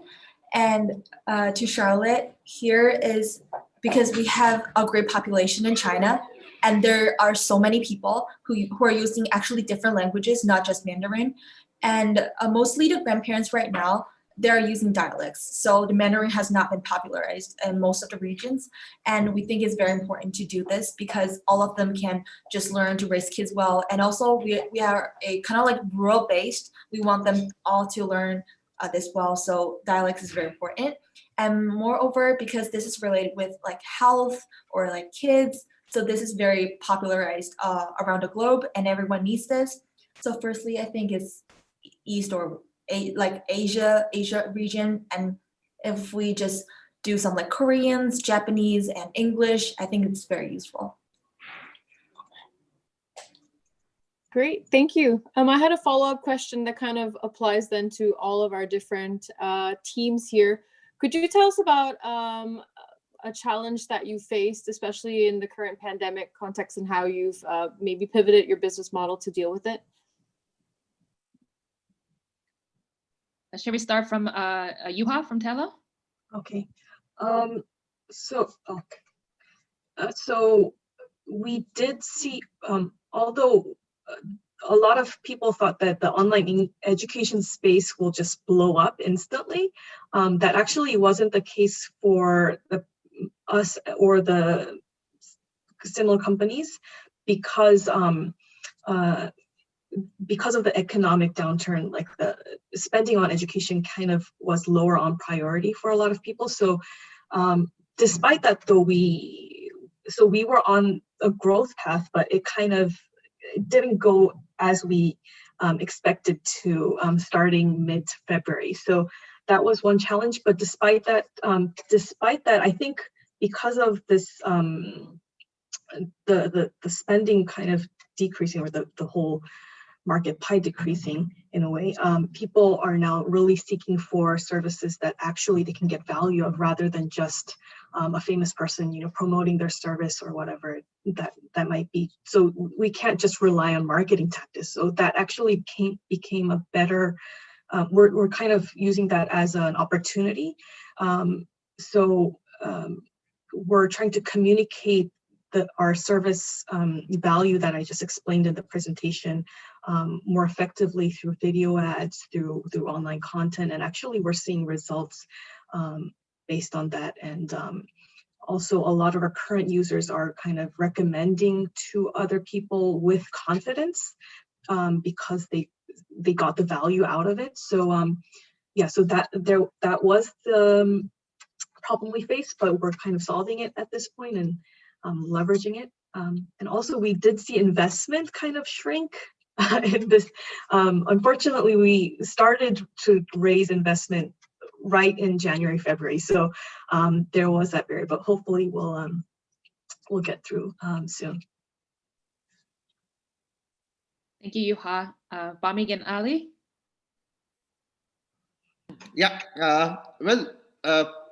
during prior to pandemic, our business model was B2C. We provide services direct to the deaf users, and they require our services when they leave their houses or their doorsteps in order to communicate with the general public, either in the shops, either communicating with the Grab drivers or hospitals and education purposes, job interviews. During pandemic, they all were stuck at home, and there was a huge challenge in order to communicate with the general public while talking on the phone and stuff. So we pivot a bit in this. During the current feature of our web, we have a conference calling where we can easily connect with the doctors or stuff they want to communicate, and they can easily interpret it. On the other side, the more important element which we found during the pandemic is the B2B side. There are many businesses who wanted to make their services inclusive for the deaf community, particularly banks, hospitals, education institutes, media houses. So we are tapping just a couple of examples. In Singapore, Netflix approached us through Vika. Vika is the official translator for them. They do the translation services for Netflix and to translate their series in Hindi, Chinese, Korean. And we are doing that particular service for Vika in order to translate Netflix series into sign language. The other best example of best practice is the DBS Bank. When we start operating in Singapore, most of the bank refused to open our bankers accounts as a corporate account because I'm blind and Vamik was deaf, and it's a security challenge for them. And thanks to our third co-founder, AQ, who can see a bit, so he's less disabled among us, so we can able to open the account. But DBS Bank took that initiative to open the bank accounts of deaf community online. So they are using DeafTwak services for using the customer services in order to activate their ATM and debit cards and opening a bank account. So in this way, they can have access to financial services as well. So that's one of the important elements which we drive through the pandemic because the user base was low, but now things are much improved. We are operating in both space in B2B and B2C as well. Although we don't claim B2B as a product market fit because we are still understanding and developing a right fit for the whole holistic business processes. But hopefully in future, in this quarter, we are trying our level best to develop a full fit product fit and be able to claim our B2B part as well. Thank you. Lani? Okay. So firstly, facing the coronavirus, we have switched our B2B to B2C because before we tried to sell these to just directly to grandparents, but we found that these low educated grandparents are not willing to pay for knowledges or like education. So after we have spent a lot of time and we have spent a lot of money on developing a good way to sell our products to users. And however, this development needs a lot of time and a lot of fund, and we're pretty much liking both of these right now. And yeah, it is very urgent of us, and that's a big challenge. 对，但我也探索出来了。嗯。那我们这不是挑战了？我说了。Okay. Yep, that's it. 我说了，我刚才。Now we find the PMF. Before we want to sell the knowledge to the rural area, rural family, they won't pay for knowledge and education, but they won't pay for their grandparents, for the relationship between people. They pay for this. Like we find the PMF. So we develop a new market in need time and need patient investment for us. But we believe that we can open the market. Yes.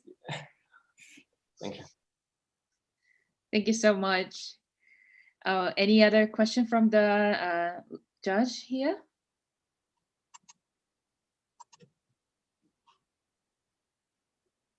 Yes, Jimin.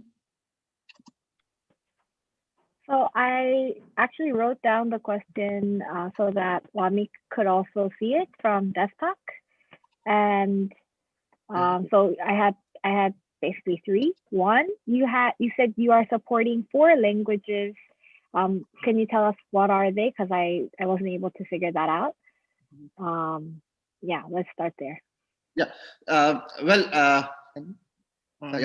Yeah. Well, we are operating in 4 languages. That's our value USP as well. So we are operating in Pakistani Sign Language. We are operating in Malaysian, Malay Sign Language.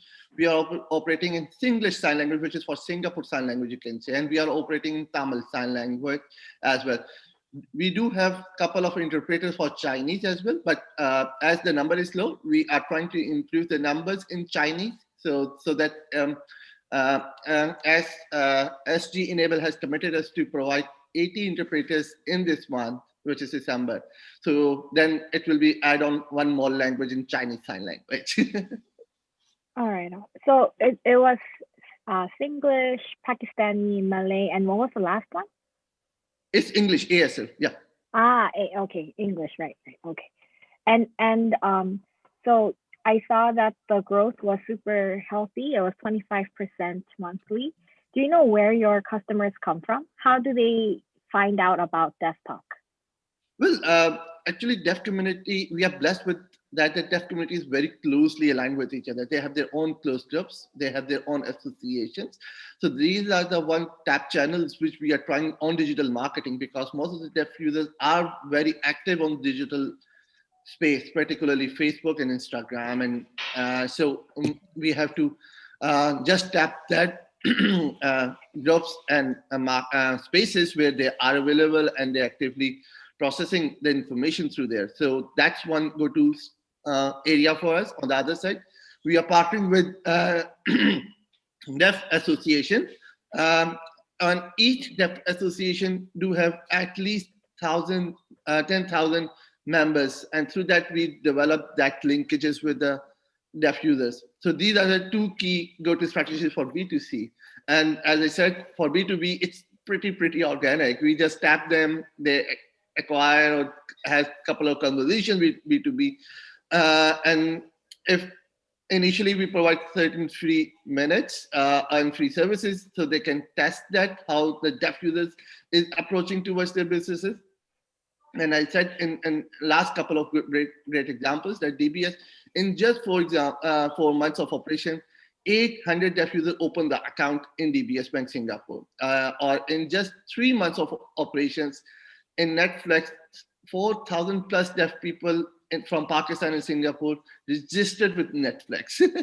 And there are a couple of universities which we are providing. And so through that channel in Pakistan, Virtual University and Bahria University opted us for the interpretation, and 84 deaf people has been enrolled in 3 universities.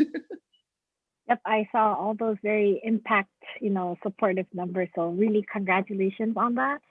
And I can also just as we are doing the Zoom, I can see why we need your services. So, and my last question is, you know how you do this, your services is based on a subscription basis. If they pay $5, they get, how does it work? Is it like the number of minutes or the number of times we use the interpreter? No, it's number of minutes, basically, charge per minute basis, but we also offer certain bundle packages in order to subsidize it for the deaf users. So our minimum package for Pakistan starts with $1, which is 100 rupees, and maximum is the $8, which is 800 rupees. And if we talk about in the Singapore market, because over there, unit economics is entirely different. Interpreters charge are much more. So our minimum package starts with the $10, and the highest package leads to $32. And in that $32, they get 500 minutes for whole month, and they can avail that services across the month. All right, thank you so much. Thank you. Thank you so much, guys. So we have now 5 more minutes. So we will take the very last questions. Is anyone has burning questions to ask our teams before we end? All right. There's none. Yeah. If you have any further questions, please leave a comment under our ICC platform. And you guys are the teams should be ready to answer those questions until tomorrow that we have final voting ending. So please do that. Everyone, thank you so much for joining. And then let's give another round of applause to all the teams that is participating this stage and the previous stage. And I was really lovely to see that like 2 of our team needs their team member to actually complete their pitch. It's not really usual to see those moments and in other competitions or accelerating program, but it just shows that how it is so important to help each other and then, you know, not be ashamed of it, like just proud of like who we are, and then that's what I'm really inspired about. And thank you so much again. Yeah, so I'm gonna quickly share our platform once again before everybody is going back to their own life. So we now have a 1 day and 19 hours and 9 minutes. So Teams has been updated by the voting token. So I think we can go back to the judges and ask for their voting once again. So now expert and judge is also in a really nice card view. So Teams, please go reach out to them and ask for the final voting. And then we will end the voting tomorrow, and then we will announce kind of like a final winner that we just still don't know how many teams are we gonna invest, but you can see the final voting result. And then next week or a week after, just before Christmas, we will have a Christmas party and to end this whole 10 weeks of journey with all of you guys. So hope that you can make it. Any last words from our judges? Want to share some words before we end the demo day? Well, Sure. I'd love to share. So, well, yeah, this is a really, you know, amazing time that we had this wonderful 10 weeks all together. So we've learned a lot from all of you, like, you know, different business models and different untapped markets, and also different cultural backgrounds and market backgrounds of each region. And this is definitely very insightful journey for all of our Impact Collective team. So very, very thank you. I mean, I'm gonna give you all the thanks to the impact makers of our, you know, 82 teams. And you know, if you have anything to share, like, you know, your insights or market knowledges within our community, the community is open always, and we are always, you know, waiting for your feedbacks and ideas and some suggestions as well. So please feel free, even if, you know, after this demo day, nothing is ending. I mean, I think our relationship will start in a different level of the phase. So please keep in touch. And yeah, thank you very much. Thank you, Uni. Bikram?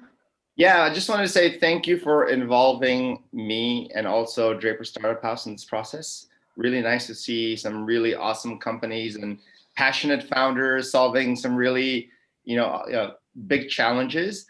For those of you who are in Singapore, we have our space here at An Siang Road on Clough Street, 39 An Siang Road. Please come by. We have great coffee and beer and wine and food. So come by. If you haven't come already, maybe we can do some sort of ending socially distanced party or get together. I'll talk to Nick about that. But if you guys are in Singapore, would love to, have you guys come by and do a small get together. So thank you. Thank you, Vikram, for joining whole day. I know, like, some of one of our judge actually took SCOBY from Draper House and then incubating their own kombucha at home right now. Oh, is that right? Oh, that's great. Yes, yeah. We have more kombucha. Come and get some. Yes, things are more fermented from Impact Collective.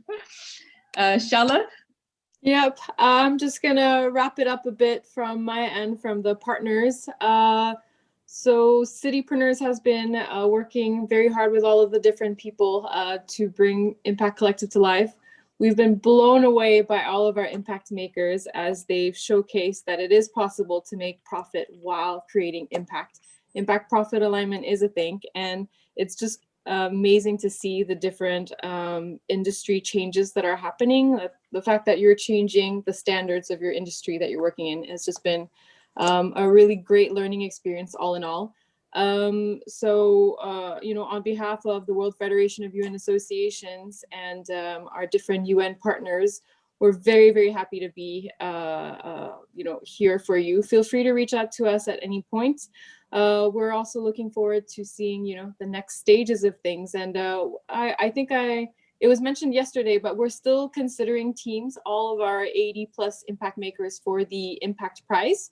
And so do make sure to update your profiles. We will be, I think, selecting the teams on the 15th, but you can update your profile until the 10th of December for us to select. Thank you. Thank you. And TK, on behalf of the Ventures, you want to say a few words?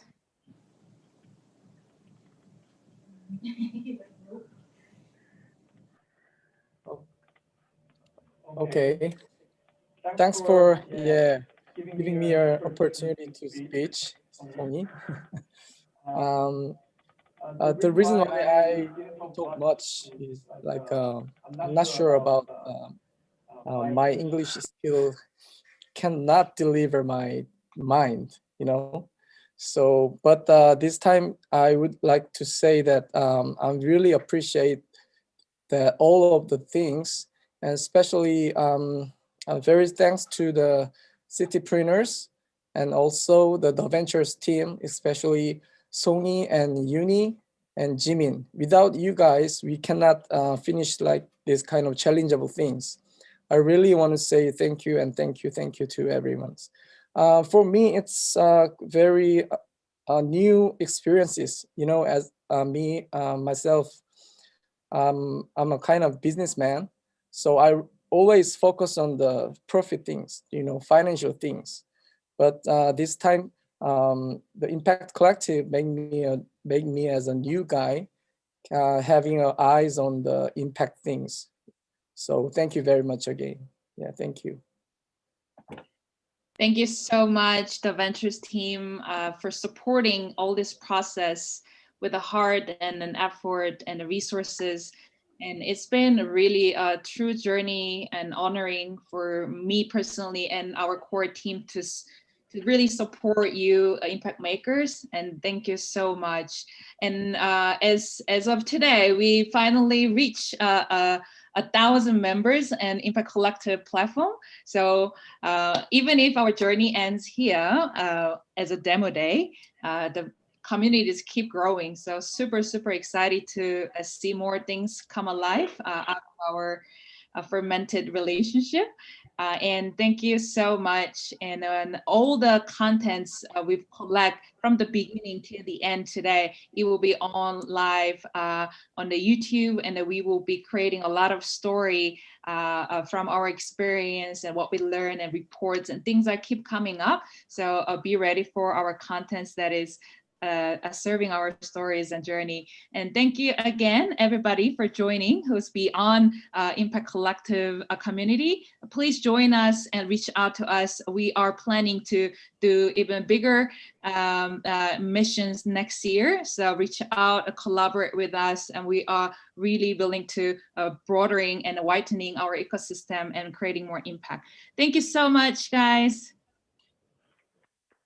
Bye-bye. Bye, everyone.